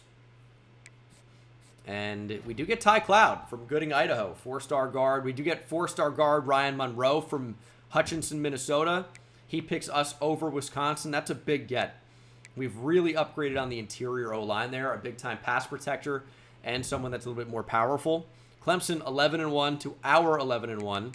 They've yet to lose a conference game this season, but now they face a tough test. The JMU Dukes. All right. I mean, Clemson we know is a really talented team. No question about it. We can start to hard sell some of these players, have a better chance to get them in the class. And then we'll take on Clemson in the ACC Championship. They're going to be rated higher than we are, for sure. And we haven't played our best football lately, but maybe we just rise to the occasion against big teams. We'll see. College football playoff picture. Here the bracket has Tulsa potentially getting a first-round bye. Obviously, they project Clemson. We're going to make it either way. USC, Tennessee in the mix, but, I mean, we are into the college football playoff. I think there's no question about that. Still, obviously, want to beat Clemson. First year in the ACC. They are a 92 overall. This is, a team that we would probably have to play again if we get the win here. They're obviously a pretty talented team. So, we'll see what we can do. We're going to go with the white dog, the white pants, white out against the Tigers. And this is an interesting matchup. We are obviously much worse than Clemson in terms of overall, But we played Bama really tough in the college football playoff last year with a significantly worse team than we have now. So here, you know, Clemson doesn't have stadium pulse or anything like that. No home field advantage. Where's the ACC championship? Charlotte? I think it's Charlotte. Home of the Panthers. What stadium is that called? Is it Bank of America? I think it's a bank. I think it's Bank of America. I think they play in Charlotte. Either way, we have a chance to win the ACC, our first year in the conference.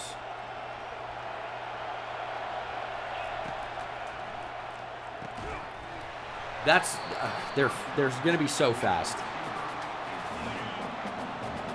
I think we got to throw over the middle a lot. I think we need to take advantage of the linebackers instead of the corners. The corners are going to be really tough to beat. It's going to be really tough to run on them as well. But we are going to try it. Petaway gets just enough. That does not look like Sammy Brown at all. Felt like they read the receiver screen and then got bored. There is a flag. It's going to negate an absolutely massive play. It's a hold. This one is coming back. It is Carter Sweezy, maybe our highest rated offensive lineman.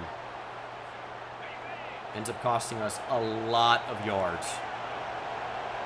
1st and 20. There's Petaway. Gets us all of it back, but it's 2nd down now. Like, look at that boundary corner that's on Bullocks.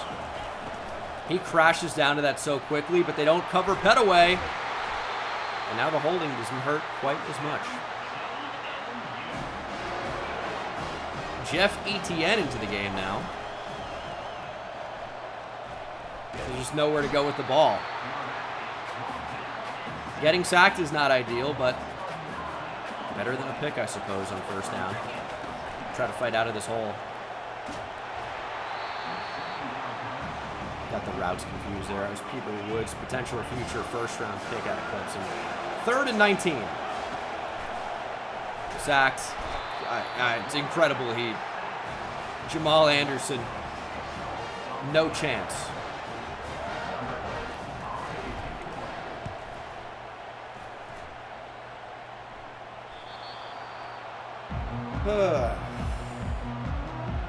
And they even look way bigger. That dude's like 7 feet tall. Are we even going to be able to stop Clemson? Their quarterback's not rated especially highly. It looks like we are able to. Back on offense, 3rd and 9. If our defense can play well, I think we can win the game. Because I didn't expect the defense to play well. There's Milano. Oh, his speed's going to be important to us today. It really is. It looks like they have 12 on the field. There's so many players. I feel like it's going to be tough to run the ball against this look, but Petaway gets us 2. Really wanted more. 2nd goal. Petaway gets maybe a yard. And it's 3rd and goal. Would love to do it a night here with no pick. Got bumped. Kugbila scrambles. Touchdown. Sometimes that's what it takes. Oh, okay. Not just on the helmet. He's got that dog in him. Gerald Kugbila. Bored of playing Clemson already. But it's 7-7. Our defense could only stay strong for so long. 3rd and 8. Both of their corners are stars. Who do we throw at, right? I don't know. Is there a weak player on this Clemson team? I don't think that there is. Pressure instantaneous, and we are struggling to move the ball. Our defense is playing well, though. Multiple stops on Clemson. That's open. That's a good throw, and it's a drop from Milano. But again, our defense comes up clutch. DJ Barksdale with an interception. Our defense is killing it. Vizina is maybe going to be your Heisman winner. And in the biggest game of the year, he's not exactly playing his best. I'd love to make this like the final drive of the half here. That's going to be really, really near impossible to do. But we shall see. Don't be a false start. Oh my gosh. How can it be pet away? How can it be pet away? This now complicates things. Yeah, we can't rely on the defense. Even though they're playing well, we obviously need points. Play action. Fumble from Kubila. It's recovered by Clemson. O-line, please. We have no time to do anything.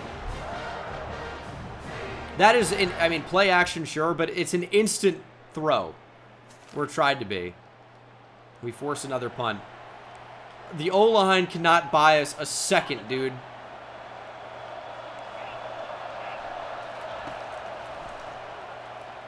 That's a step for scary Terry Everett. Big catch down to the 40. Our defense is balling. We need to help him out. Try to throw a laser. Hospital ball. It's dropped.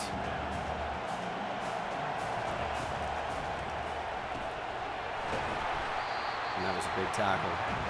I'm okay with not scoring a touchdown in this half. I see where the clock is. We're basically playing for 3. I think that's okay. Sets up a makeable field goal. I just don't know that the time was on our side, and we're struggling to move it anyway. Getting any points here, I'm going to take as a victory. And that should be 3. Our kicker has been nails. 10-7. And to be fair, the Clemson D-line is amazing. They really, really are. 14-10. Clemson with a quick score to open the second half. And they have the football again.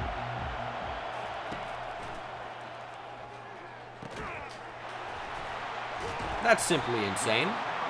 Okay. First and goal for Clemson. We're going to run commit. See how that goes. It is going to be a run. Okay. Touchdown, Clemson. Come on, offense. I like our defense better in sim. We don't match up very well when we're actually on the field.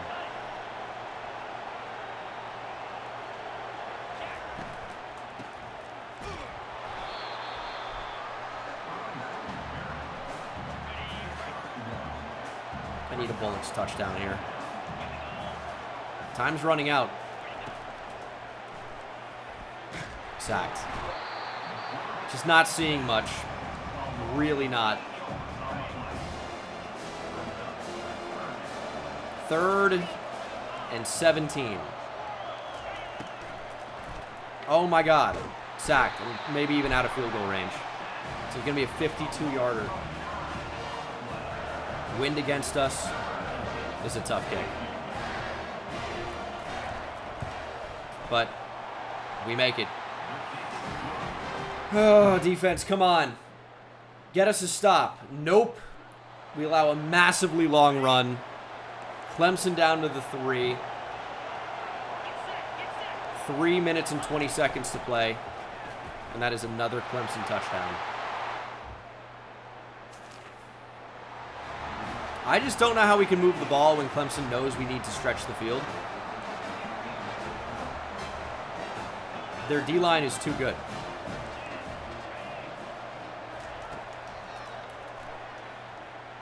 Shot down the field for Terry Everett. That would have been a nice catch. You're trying to win the ACC championship, year 1 in the conference. Having some trouble doing that against Clemson. Do we get that out to Everett? Nearly. Pressure kind of forced, well, we rolled into it, but try to make it an easier throw. We might just rip this one up the seam to Terry Everett. If not, I guess Ymir Knight could be open underneath. That's exactly what happens. It's not over yet.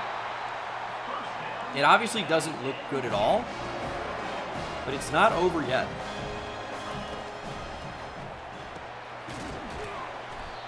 We're going to do everything we can to get back in this one. It's just going to require a big offensive play and our defense to actually get a stop. That's one of the worst throws I think I've ever seen. And that happens a lot on crossing routes for some reason, or anything across the field. That's going to be the ball game. I don't know if that was especially open. It wasn't covered. And it's a shit throw. It really is a really bad throw. It was not, I mean, it threw it really right to him. And that happens a lot in this game. And it is perplexing. But that is the best throw you've ever seen. No, it isn't. But we will need a miracle at this point, down 35-13 with 2 to play. We will need a miracle. Is that going to be a hold already? No, it's not. Oh, free play. I mean, we're going to be in the college football playoff regardless, right? Maybe a blowout win changes things. That would suck, but I hit Y. But, yeah, we knew Clemson was going to be a really tough matchup for us. They're rated way better.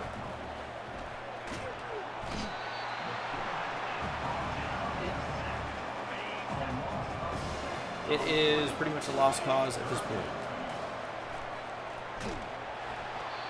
All right, my tackles are getting abused. I don't have the speed offensively. It's a tough challenge. Oh my God. We can't. Clemson wins the ACC. We gave it the good college try, right? We were outscored 28-3 in the second half. As the game went on, Clemson's D-line absolutely wore out our O-line. We could not run the ball at all. We were sacked a lot. That's just the difference in, you know, recruiting in the trenches, right? Like, Clemson is elite there. We're not. We couldn't run the ball. We couldn't get time to pass the ball. And, you know, as the game lengthened, you know, you try and shorten the game against a better opponent. You know, we didn't do it. Clemson just killed us in the second half. I think we still will be a college football playoff team, as we do get 4-star receiver Daniel Dementor, Harry Potter. Kevin Bibbs into the class, 4-star right end. Recruiting going well. But I think we were probably a week away, or a year away, from being able to play Clemson at any competent level. We will get the 6th seed, it appears, where we're going to take on Tennessee. I don't love that matchup either, to be honest. I think Tennessee's better than us also, probably. George Rhodes, 4-star blocking tight end. Sam Ojinaka from Hawaii, 4-star tackle. There's a 4-star safety, Josh Govea, who I didn't think we were actually going to end up getting. This is going to end up being a really, really good class. I'm not sure how good a lot of these players are going to be, as Christopher Vizina is your Heisman winner. But we are getting highly rated players, and it will be Tennessee in the CFP. It's a tough matchup. Quick glance at their overall.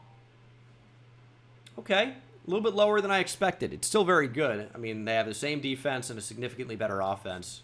Well, I say +3 significant. Maybe it's not super. But, man, that is, it's going to be a tough game for us. If we were to beat Tennessee, it would be Oklahoma. Okay. We get a tough side of the bracket here. That's for sure. See what happens. Who's offering a job? No head coaching position? That's crazy. I do potentially... Well, I want to look to see if we still have our staff together. I would have fired these guys conference championship week, probably. Like, Todd Robinson's good. But I forgot to, unfortunately, fire Trick Maverick. It's an insane name, but that's really about all it is. Let's see some dev traits. Johnny Joy. Elite for the 5-star safety. Elite for Clifton Averill. 5-star D-tackle. Elite for 5-star linebacker Tim Boyman. Normal for guard Anthony Sermons. Impact for 5-star end John Callaway. Elite for 5-star end Clint Dillard. Marcus Winter as star. Impact for Tim Samuel. Normal for Daniel Merrick. Star for Daryl McNitt. And Ty Cloud. Impact for Monroe. George Rhodes is impact. Star for Daniel Mentor. Elite for Sam Ojanaka. Elite for Kevin Bibbs. Oh my goodness. It's the most elites I've ever had. It's gotta be. Impact for Govea. Those are a lot of elite dev players. Number 2 recruiting class in the nation. 6 5-stars, 11 4-stars. Only 17 committed overall. Bama, somewhat close to us, but we were right there for the number 1 class. We nearly had Waddle and Ernsberger. Could have been even better. 3 stars can get elite, but here we go. Man, I really wish we fired at least one coordinator. I totally forgot about it. We do have home field advantage, by the way. And that could be something that propels us to the next round of the college football playoff. I actually think that's a decent look. How does it look with purple pants? Maybe triple mismatch? Whatever. We're going to try it out. I've never done it before. Maybe it looks great in game. Who knows? Let's go. We were knocked out by an SEC team in the college football playoff a year ago. Very tough matchup against Alabama. And we'll get a pretty tough matchup in Tennessee. Does the triple mismatch with the black uniform look good? I like the purple pants.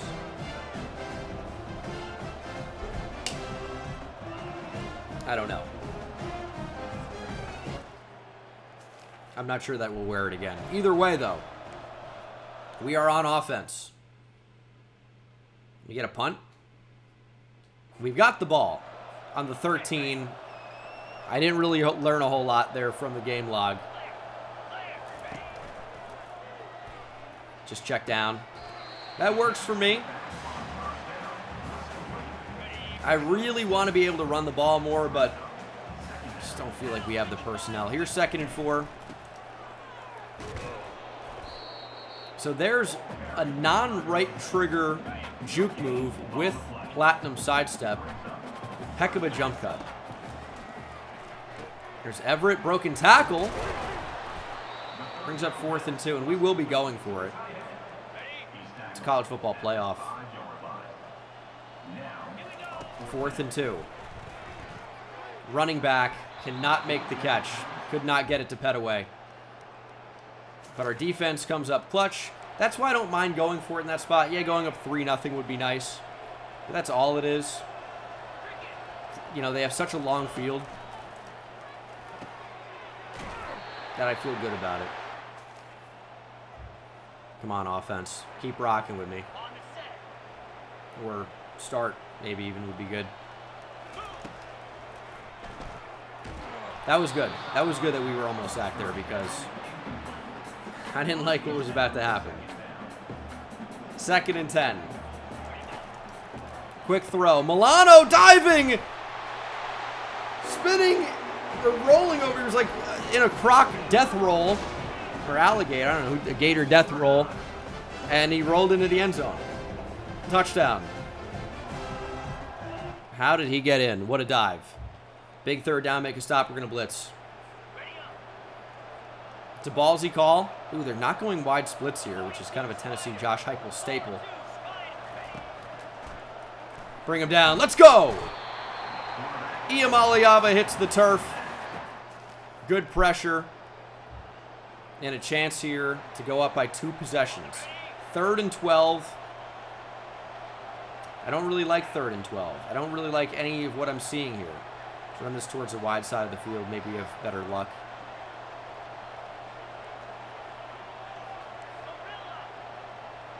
Hopefully something gets open. Slant open. There is Terry Everett. Thought that was a little bit dicey, but it got the job done.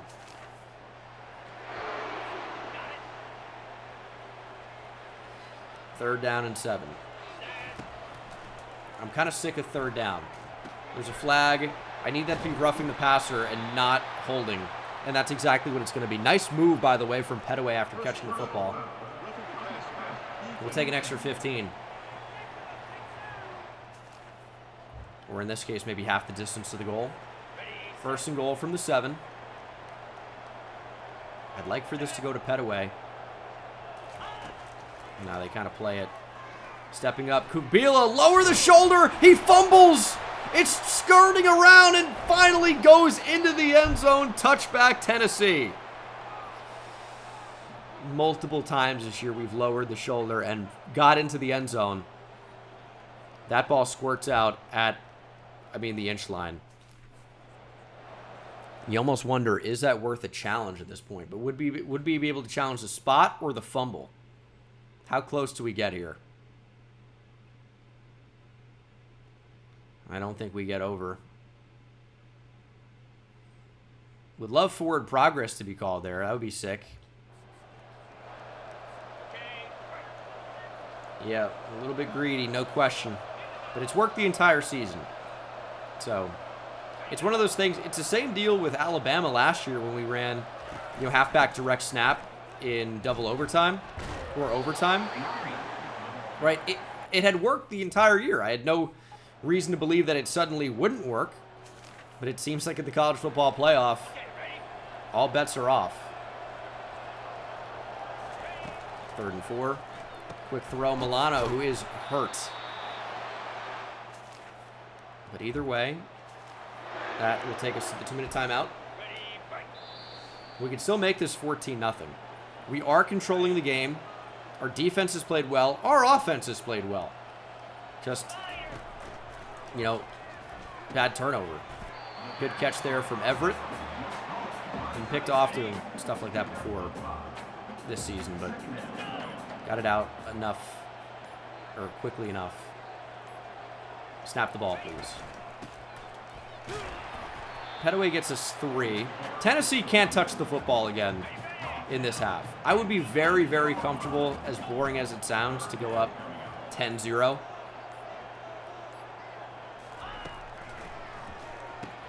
Everett diving. He's down to the 1. 25 seconds. We're going to snap this probably at around 15. Maybe even less than that. 15. Tennessee will touch the football, but they'll do it down 14. Touchdown, Petaway. JMU Stadium going crazy. Fans are loving it. That home playoff game's hitting like crack as we move into the 3rd quarter. 3rd and 5. Tried to, I fumble by Kubila. Picked up by Petaway. He makes a man miss. He gets the first down. Calculated. That's called the fumble-rooski. Look it up. Actually, that State Farm commercial really actually pisses me off a lot. Which I forgot that it was even a thing until I said fumble-rooski, which is an actual thing. But they've been saying it a lot in that commercial, which I hate. Anyway, I tried to rip the throw immediately. It didn't let me, and that's why there was a little bit of weirdness going on. We can make it a 3-possession game, though. It's exactly what we do. 17-0. I'll tell you, it's a shame we couldn't get any visits. We're playing pretty good football against Tennessee right now. 4th and 2. Down 17-7. Game effectively on the line for the Vols. And they will not get it. That is a favorable spot, by the way. I'm not complaining. It's a good spot. 3rd and 10. Petaway. That's okay. 4th and 7. We punt. Take time off the clock. they've got to score quickly, right? They need to be able to score quickly. 2 minutes on the clock. That is super open. That's too many yards. They do waste a timeout, though, and they just scored really quickly. Down by 3, 1:24 to play. Here is the kicker, though. We recover the onside kick. They only have 2 timeouts. They called a timeout after the big catch. I don't know why they did. That feels like a bad decision. Hold on. I have accidentally turned on aggressive. It seems like I'm throwing for content. My brain has malfunctioned, and I forgot how to turn it off. I pulled up the simulator. Right stick. There we go. That would have been a crazy fumble spot. I mean, that looked like I'm actually throwing for content. Petaway just 12 for 37 in this game. We can put it away. I tried hit spin! Why are we not spinning in that spot? 17-14. We will run the ball again. Trying to waste a little bit more clock. Dude, can you not spin on conservative? That's probably what it is. You probably can't spin on conservative. 55-yard field goal is kind of big. It's kind of a long kick. We have any prayer making this? There's some wind. I'm really considering a punt in this spot, which sounds crazy. But they would hopefully have to go more yards. And maybe they would settle for 3. You guys know I hate going up 6 late in the game. I think with a 55-yard field goal, I think a punt is actually a better move. All right, everyone seems to agree. It's nice. It's nice. We just got to pin them deep.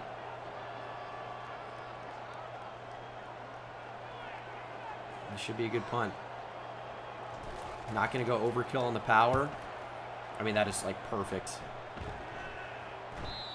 Ball on the 6. Tennessee. No timeouts.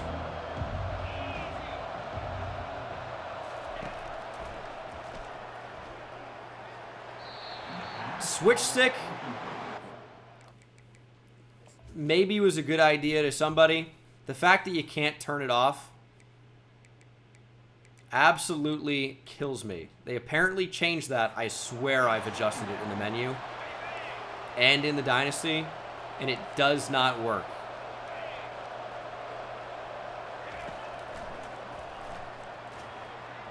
I would take roughing the passer. I don't even care. Just don't let him complete anything. Get the ball out quick.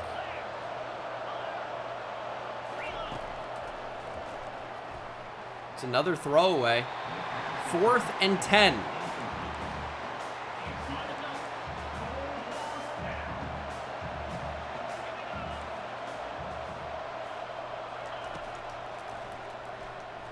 Taking a shot, one-on-one. It's intercepted by Milt Ferguson. Game over. They found a one-on-one. That was a little scary. The reason why we blitz is you force the football out quicker. You don't let them bomb you down the field. Game over. We are moving on in the college football playoff. That is the first CFP win in the history of the James Madison program. And they won their first bowl game in real life tonight as I record this, or stream this as well. Gerald Kuvila goes for 230 and a touchdown, no picks. Rushing, man, we really couldn't run the ball on Tennessee. Touchdown for Josh Milano, 60 yards for Terry Everett. Our defense did a great job. They didn't really produce a ton. Forced fumble for Cam Robinson. But they forced punts. They got, those 3 and outs that ended up being the big difference in the game. Our offense didn't do anything crazy. Tennessee's a really good team. Big level up there. And I mean, what can I say other than that we are college football playoff winners, or at least a game, not the entire thing, but it's a phenomenal start for us. It's only year 3. We've already been to the college football playoff twice. We've won a conference. I'm not going to specify which. We've won a conference. Sun Belt's not great. And we will face the Oklahoma Sooners. Oklahoma's pretty good in this game. They are an 89 overall. A step up in competition for sure. And obviously this is no longer a home playoff game. This now becomes a neutral site game against a team that's going to be more athletic, that's going to be more explosive, that's going to be more of a challenge to beat. Upgraded QBs start the fourth quarter hot in close games, and O-line start the fourth quarter hot. Getting Motivator means that we're going to gain XP whenever a player levels up, which means you're getting a ton of XP in the offseason week.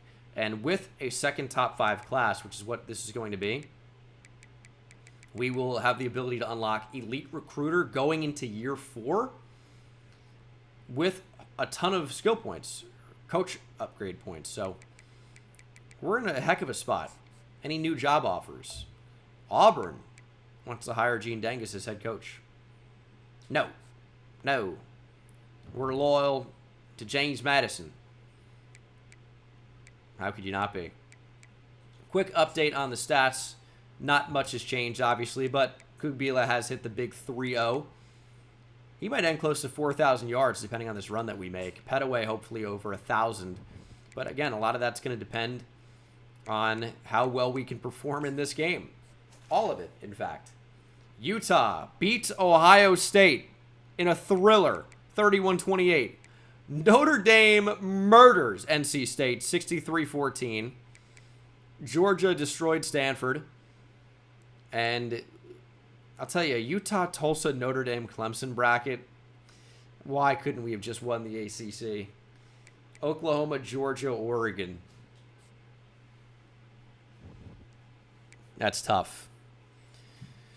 James Madison against Oklahoma. A team that has really, been at the top of college football for a very long time versus a team that has just moved up from the FCS level. A team that has won many bowl games and sucks, by the way, compared to a team that only just won their first bowl game in 2024 in real life, ever. Which makes sense, obviously. They just moved up from the FCS. They were not eligible even prior to that. Oklahoma's a tough team. Jackson Arnold, still at Oklahoma, has transferred in real life. Where did he transfer to? Connor Wigman of Houston. Jackson Arnold, I want to say Auburn. Okay, yeah. I thought so, but I know they just got a Deuce Knight, 5-star quarterback as well.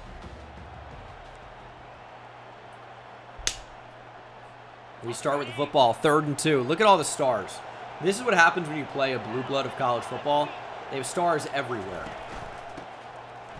It's just tough to get an advantage. We don't have any stars, really. We've got players that play on the team. It's really what you can say. But we are working towards it. Rome was not built in a day. And James Madison, honestly, hasn't been either, but it's been very quick. Look at how many stars they have in the front 7. I mean, it's just ridiculous. 3rd and 6. It's a former 5-star David Stone making the tackle. Quick throw. Perfect timing. Milano holds on. Josh Milano probably flirting with double-digit touchdowns this year. Pretty good true freshman season, I would say. And Oklahoma scored in like one play.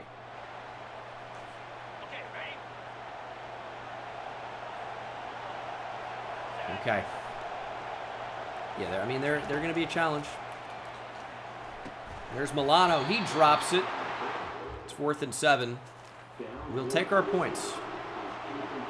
45-yard field goal, of course, playing here in a dome, no wind. Very makeable kick. It's right down the middle. I've been nails this year, you have to admit. Have I missed a kick? I don't think so. We've been good. Let's play a little bit more conservatively on this first play. 3rd and 6. Caught in no man's land. And that is short of the line to gain. 4th and 4. And it's a punt. But they get the ball right back. We can't even see what happened. Well, does it show in the game log? I don't think so. Because it's not, unfortunately, a scoring play. Either way, Oklahoma, ball on the 6. It's 10-10. I might run it here. Nope. Big hit. No catch. 2nd and goal from the 6. Let's creep up. Not too far, though. I just don't want to get out of position. Here's a run. Treshawn Dye is there. Taylor Tatum only gains a couple. It's a former 4-star from Longview, Texas. He was one of the top running backs of the class. I've been following high school recruiting lately. I'm a college football degenerate at this point. Arnold taking off and finding the end zone. Oh, we nearly had him. Touchdown, Oklahoma. 3rd and 1. Down by 7. 4-down territory from the 44. Oh, Pettaway makes a man miss. Pettaway searching for more yards and finding some. Is this going to be a George Pettaway game? I would not mind it. Seems like our O-line's holding up fairly well. Actually, if you can believe it, tried to throw the bubble screen. Just doesn't throw the ball when I want. I mean, it shouldn't be too early. Ah, we're going to get sacked. And now you're like ultimately playing for just 3 here. Which you don't necessarily want to settle for, but you know, it's better than a turnover. We actually might have a step there. Incomplete for Ymir Knight. And Jamerson Blanco back on to kick. He's money. Right down the middle every time. Big 3rd down, though. Can we make a stop? We're going to blitz. That's the 2-minute timeout. We're still going to blitz. Actually, we're not going to show them the same look.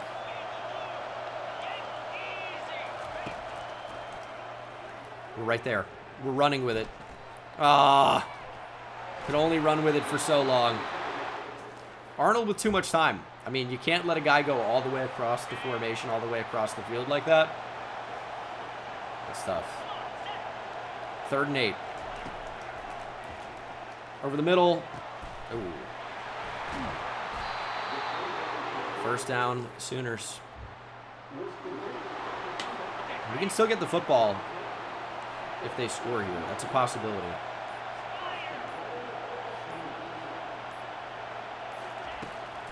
I mean, they're taking their sweet time.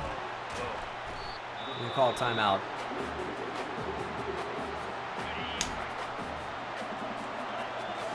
They're better than us offensively. Like, they just have more talent. Like, there's nothing you can do to stop that. That super speed for Taylor Tatum. There was nothing that could be done. 24 seconds, 2 timeouts. Down 11. It's a good route. Just, they catch up to Everett, man. 20 seconds. If we can just get into field goal range, I feel a lot better about this half. OU calling a timeout. It's not the speed to step up there, but it was wide open. And we're going to try to move the chains.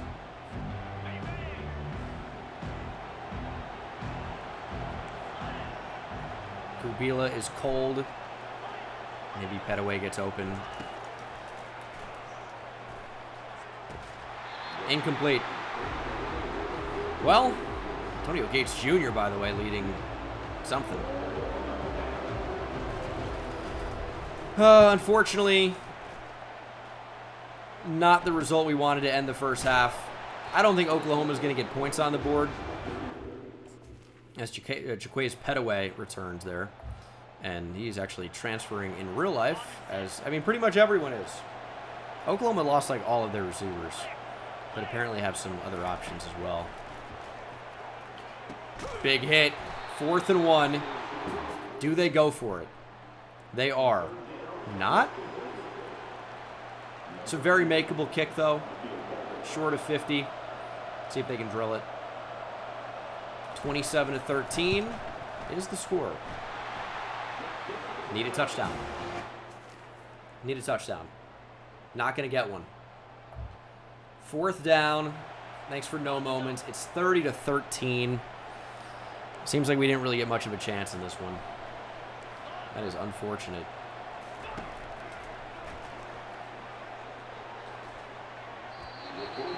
Well, what can we do? What can we do in this one?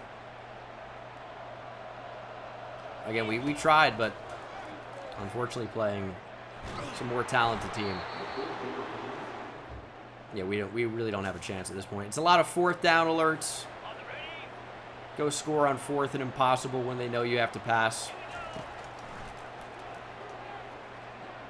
And it's like, that's open. That's open. It's just he loses the step when the ball's in the air, which seems very annoying to me. And Oklahoma's going to come out on top. We did win a college football playoff game, though, which I think is pretty good for year 3. We finished with 12 wins. Going to be maybe the #1 recruiting class overall. And overall, I think we saw true freshman struggles from Gerald Kubila, but I think there's something to certainly build on.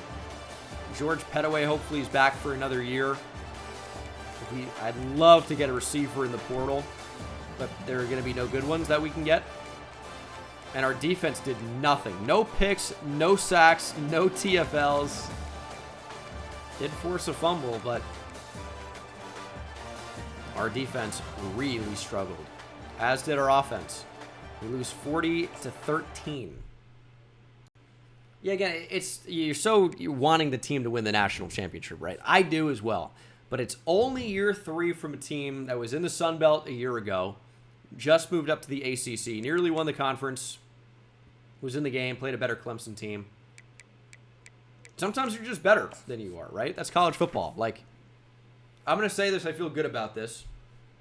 If you look at the actual college football playoff bracket, with Arizona State, and Boise State, and SMU, and Indiana, I feel very confident in saying none of those teams I just made are going to win the national championship.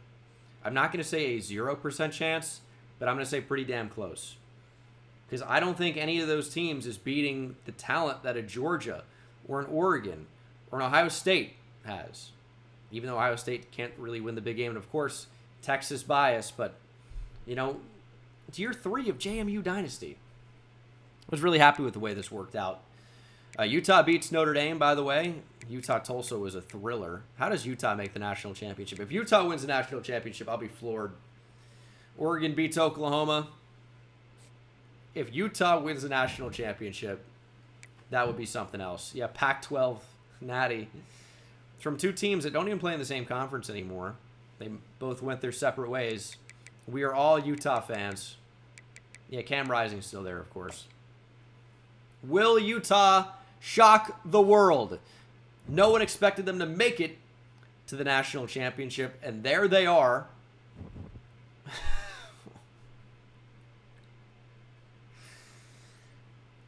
Well,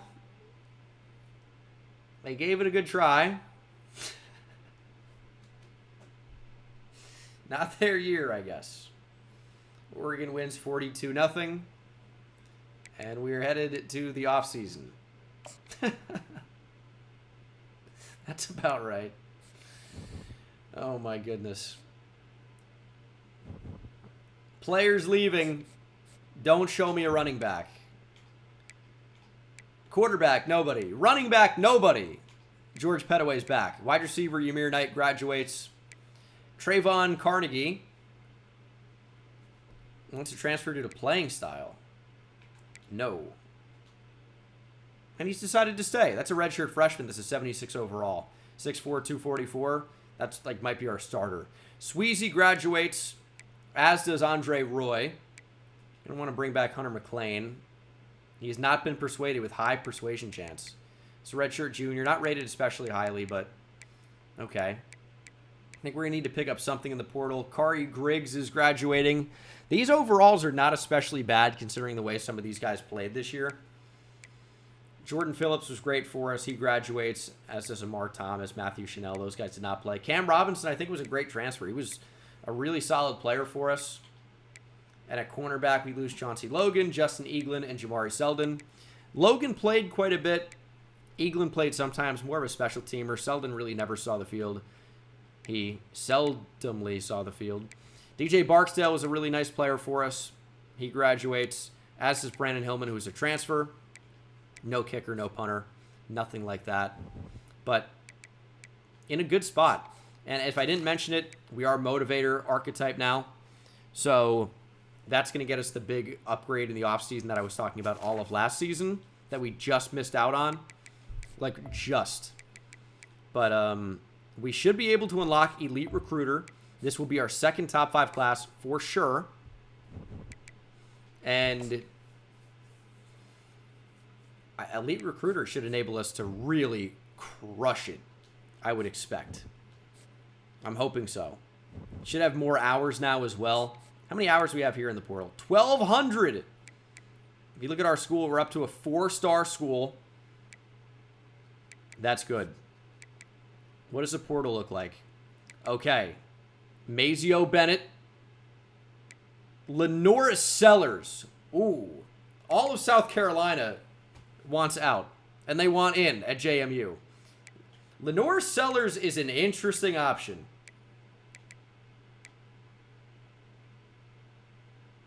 I don't even know who Vandravius Jacobs is. Interesting. We will be adding the South Carolina boys to the board. I'm not sure that Sellers would be a starter for us, as fun as that would be. But it represents the first time that I've ever seen a highly rated quarterback in the portal that we can actually pursue. He is a righty. He's a tank. Think like Cam Newton. Not quite to the same level. But Lenore Sellers, I'm going to say this now, December 19th, 2024. Maybe it doesn't come to fruition. I think Lenore Sellers could be in the Heisman conversation next year and potentially even win it. I don't think there's a clear front runner for the 2025 Heisman. I think Lenore Sellers could be at or at least near the top of the list. We're going to look to add more high school players to potentially fill out the class. And we'll see if anyone is open here that we're able to pursue. We shall see. Yeah, no, I think DJ Lagway, of course, as well. I think Arch Manning, obviously. I think Batir from OU could if they could figure out their offense. Which that's a big if, in my opinion.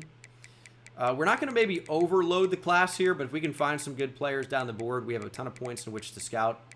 Probably going to look a lot at the athletes.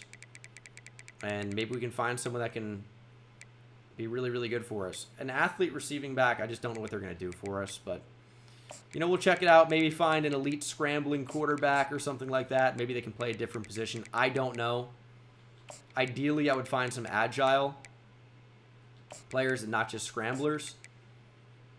But those are few and far between. I mean, it's all just scramblers pretty much for the most part. Where are these guys at like 100 or 285 plus pounds? Although at 215 pounds, maybe I'm more interested. 5'11", 215. That's like a safety. We'll do some scouting. We'll see if anyone's worth pursuing for sure. I think we found our new slot receiver. Mazio Bennett has 99 catch in traffic. Okay. Mazio Bennett, I would say, is worth pursuing. Now, in order to get him over Clemson, we're going to have our work cut out for us. That's going to be challenging. But Mazio Bennett, I would say, is somebody we absolutely want to add to the class. And I would assume most of these guys want proximity to home. Like, Lenoris is going to be a freak. How do you not start that? 88 speed, 93 throw power, very good accuracy, 95 break sack, platinum extender. Lenore Sellers in the portal could be a pretty good player for us. I am quite intrigued. Now, Clemson really going after these guys. Marquis Anderson looks like a freak. I'm in. Maybe even a tackle for us. The fact, though, that Clemson is going after these guys is going to make it very, very difficult in order for us to win these recruitments and get these commitments. It's going to be very tough. Hopefully it happens, but, you know, obviously no guarantee. We're going to get visits, don't worry, but just next week. Okay, and this is going to be a big recruiting week for us. Locked out on Nelson Keene. I think we weren't even really going after him, so that's totally fine. I'm really more interested to see where we are on these 4-star transfers. And we're in a pretty good position, to be honest. We really are. I mean, having, 70 points that we can potentially put on a player is game-changing. So Mazio Bennett probably plays next season. And the only reason I say probably is because sometimes these transfers are just not rated highly enough. They're not good enough, and they don't get any improvement with off-season training. Now, I think Mazio Bennett, for example, will be good enough to where he will be a starter just like right now. But Lenore Sellers, maybe not. I don't know. He's definitely good. Proximity to home and championship contender.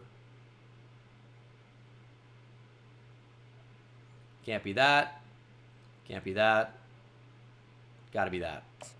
All right, so should be able to get Lenore Sellers. If nothing else, it will give us an option at quarterback that isn't necessarily a field general lefty. I think maybe if he wasn't a lefty, it's a different conversation. But he is. So, I don't know.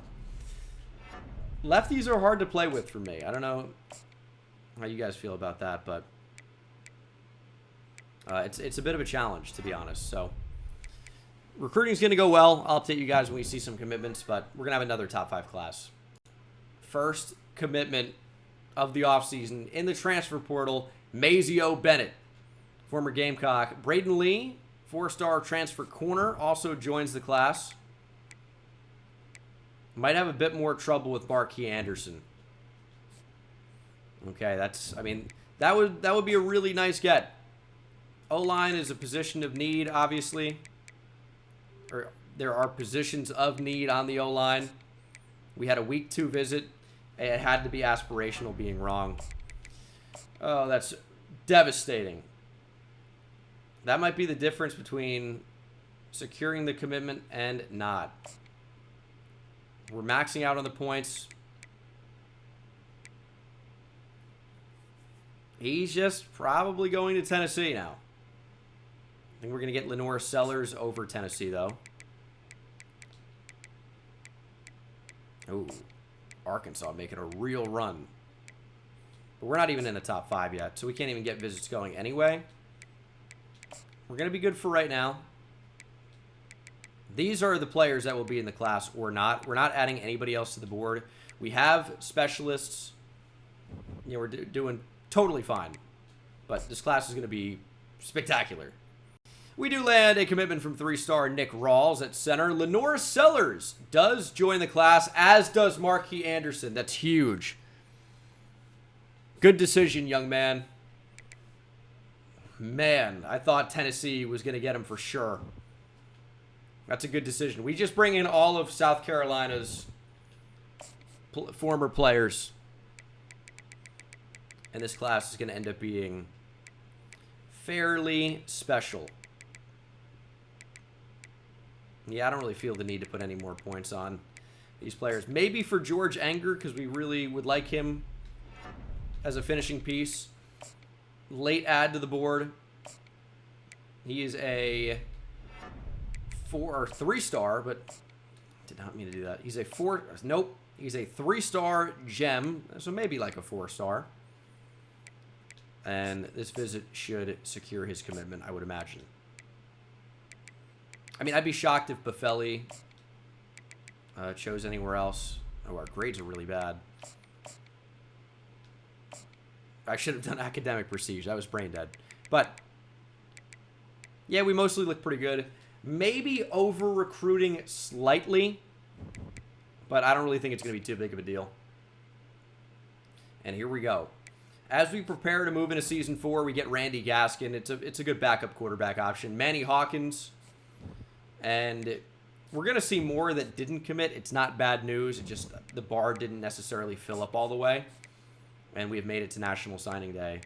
And brought in everybody. Of course, you saw a lot of the dev traits at the top. You'll see the ones at the bottom as Buffelli has Impact, which is not a surprise. Impact for Anger. The 3-star gems is like Impact 90% of the time, it feels like. There's another example. Impact for Braden Lee. Star for Marquis Anderson. The transfer juniors, though, it's like there's nowhere to go. Because they're going to be seniors this season. They don't get off-season boosts. Impact for all of the transfers. Normal for Hawkins. Impact for Rawls. Star for Randy Gaskin. And we saw all these ones. But overall, a great class. We'll see where it ranks. It's going to be number 1. And it is. 28 in the class. By far the number 1 class. 6 5-stars, 15 4-stars, 7 3-stars. It's a big class at 28.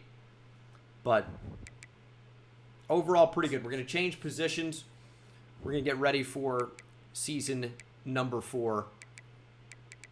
I mean, George Pettaway is going to be like a 99 overall. We do unlock Elite Recruiter. And we still have position changes to do. Chat convinced me I skipped this. I didn't think that I did. Because I didn't. But the team's looking pretty good. We need Manu Ray to get a big boost. He was the number 1 recruit in the class. Like, period. Not ours, but he was the number 1 player in the nation last year. Didn't play as a true freshman. Would love a big boost for Manu Ray. We also have some athletes to worry about. It's still annoying they don't have an athlete tab. There are a few good ones in here. Just by default, 75 overall. Now, Kevin Bibbs. Usually these guys are good defensive linemen. 6'6", 292. Interesting. You can really play all across the front. But at 292 pounds, you're typically expecting, defensive tackle. Is there any reason? He's got 83 acceleration. I find it hard to believe that he would ever play defensive end for us. So, he will be playing defensive tackle. Anyway, we'll handle the rest of these. There are some decently rated freshmen, which is cool. Nick Rawls is just brutally bad. No, he's just a defensive player. He'll play D-tackle as well. It's not a particularly strong position for us. We actually ended up moving Ted Hammond to D-tackle. But then defensive end gets a little bit worse for us. So we're kind of banking on some upgrades. And hopefully we end up getting those. But, yeah, we'll see what ends up happening. We have a lot of good depth at quarterback. Lenore Sellers is an 87. But could Gerald Kubila become an 87? I don't know. Clay Reese is definitely not going to be a quarterback for us. We're going to move him back to wide receiver. We can't seem to figure out what we want him to do. But he's going to move to wide receiver. He's got 92 speed. We really need more speed in the offense. Mazio Bennett's going to be locked at an 88. But we have good depth at quarterback. If there's an injury, we have options. But I'll tell you, I think we're going to throw Manny Hawkins just for, like, cornerback depth. The 6'4" corner is kind of crazy to have. But if there's ever an injury, and I'm not sure who the starting quarterback's going to be, but if ever there's an injury, we're going to be totally fine. Let's throw D'Angelo Randall at fullback. Why not? Never hurts to have a fullback. 77 speed as well. What else are you going to do for me other than fullback? So, I'm ready for the offseason training boost. I'm hoping we're going to get some really good ones, right? You know, the team's in a good spot for the most part. And you know what? We could throw... I thought Randy Gaskin might have been a quarterback, but we can throw him at wide receiver. You know, maybe next year we get a huge boost from a lot of these guys. We have a lot of depth. Like guys like Terrell Barr are probably not going to end up making the team, even though he has like star dev. But, I mean, you just can't carry everybody. We have a lot of receivers here. The unfortunate thing is that a lot of them just aren't all that good. But Clay Reese, his ability with the football is incredible. But he's just not going to play at running back for us. So there's not really a point there. But I am ready. We've got Motivator. We're about to get a ton of boosts. And we are about to get a ton of coaching skill point upgrades as well. It's going to be fun. We should jump up to like 40 coach points at the very minimum. Well, maybe a little bit less than that. We're up to a 90 overall now. And let's go ahead and check out the team. 35. Okay, I was unfortunately a couple short. But that's okay. That's enough to unlock Elite Recruiter, as Gerald Kugbila has jumped up to a 91 overall as a true sophomore. Okay. 97 medium accuracy, 90 deep, 98 short, 91 throw on the run, 93 throw power. He really upgraded accuracy a lot. Speed is up 1. Has not done anything in the way of physical abilities. But next year he's going to have a ton, because he meets the requirement to get, like, you know, a huge upgrade on sleight of hand, step up, everything, right? His ratings are now really, really good. So we'll see how that goes. That's a huge boost. Of course, you can't see Lenora Sellers with the actual upgrades, but he's in there. He just didn't get any. But for him, he's got an arm. He's very elusive. He's definitely accurate, not as accurate. And he's got way better speed. And obviously some better abilities right now. So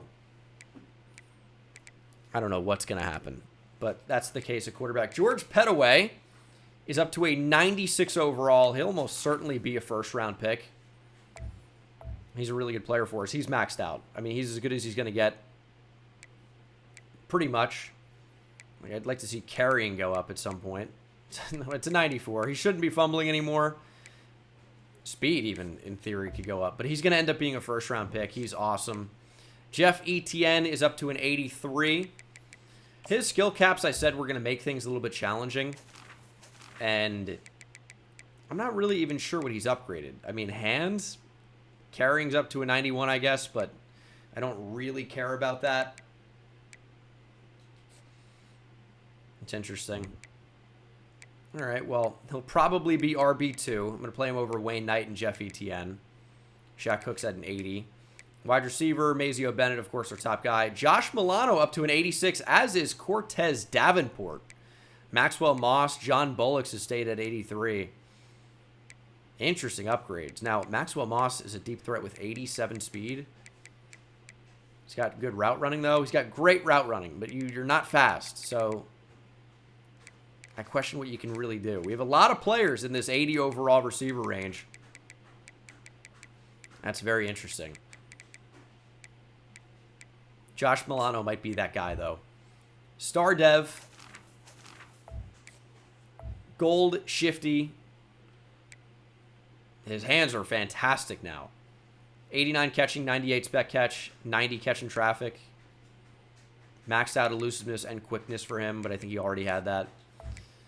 Receiver's going to be better, which I think is going to make Kukubila's life a lot easier if he remains a starter. Terry Everett up to an 85. Quentin Simmons up to an 81. It's a really good set of tight ends that we have on this team. Riley Robel up to an 85. Marquis Anderson, our transfers, our highest rated guard by a lot. At left guard, at least 87 overall. Tony Pollock up to an 84. Center looks really solid. Right guard, Antoine Breaks up to an 87. Our O-line's definitely a lot better than it was last year. And Beauplan is up to an 84. He'll be our starter. Now, this is an interesting one. I moved Emmanuel Izogu from linebacker to end. He's a light end, right? No question. But he does have platinum quick jump with 93 acceleration. Finesse moves up to an 85. Block shed 87. 89 tackle. He'll be a bad base end. Maybe that's where Cole Johnson comes in. He's a little bit more well-rounded. 90 speed, 90 acceleration. So that's crazy. But his strength is way higher. David Griffin maybe is the base end. But block shedding is not that high. I don't know. It's weird. End's going to be interesting. Maybe Ted Hammond is a base end. Marcellus Nash goes up to an 89. I mean, that's flirting with a top 3 round draft pick probably, if you want to say that. Ted Hammond's at an 85. Clifton Avrils is 79 overall true freshman, as is Tim Samuel at D-tackle. It's a good thing we moved Hammond over because nobody else got an upgrade, really. Left outside linebacker, we have some options. Gannon Weathersby's an 83. Damian Buck as a redshirt freshman's up to an 83. Jose Carrizosa not too far behind. At middle linebacker, JT Morris is a true sophomore, up to an 86, 91 speed, 91 acceleration. Trishawn Dye not too far behind. Okay. Linebacker's going to be better. I mean, everything's going to be better, obviously. JT Morris is going to play a lot, as maybe is Jamar Levine, Joey Manuel. These are good players. At cornerback, Manu Ray's up to an 84. 84 man coverage. Zone isn't even that bad. 90 press is fantastic. Okay, he got a huge boost in that regard. Milt Ferguson's kind of hanging around the same. Antoine Oden up to an 85. But overall, corner looks a lot better. KJ Flo is up to a 93. Oh my goodness. 93 speed, acceleration, agility, change of direction. Zone coverage is a 95, catching 99. 99 jumping, 90 pursuit. KJ Flo is a freak. Now, we might start Tajay Hopper at strong safety with 95 speed. Gold robber. Philip Harris is not fast enough. And at strong safety, there's just not a lot there. Reagan and Spivey did not get the boosts. It's probably going to be Hopper and KJ Flo as our starting safeties. Blanco at a 79. And Jeffrey Allison at a 77. Those are the upgrades. Are we really as good as a 90 overall would suggest? We only have 3 players above a 90. But it's a better team than we had last year. And we won a college football playoff game. So I'm definitely excited to see what this next season will hold for us. We're going to unlock Elite Recruiter. And that hopefully will really make recruiting a lot easier for us. The gaining interest for every 10 hours spent is going to be big. I think we're going to decide, what 5 stars we have a good chance to get and start buying some of those. We're able to afford only 2 right now. That could change. I don't think increased starting interest is important enough. I think gaining additional interest is far more important. We will head to the next season. But that is pretty much going to do it for this video, guys. Or it will, actually. Not pretty much. It will. Thank you so much for watching. We're going to set this team up for success in terms of encouraging transfers. No one important is going to be gone, so don't even worry about that. No, not Marvin Winter. Terrell Bard didn't get an upgrade. So that's going to be the video. Thank you so much for watching. I'm ready for JMU Season 4, and that'll be this next episode, obviously. See you in the next one. Take it easy.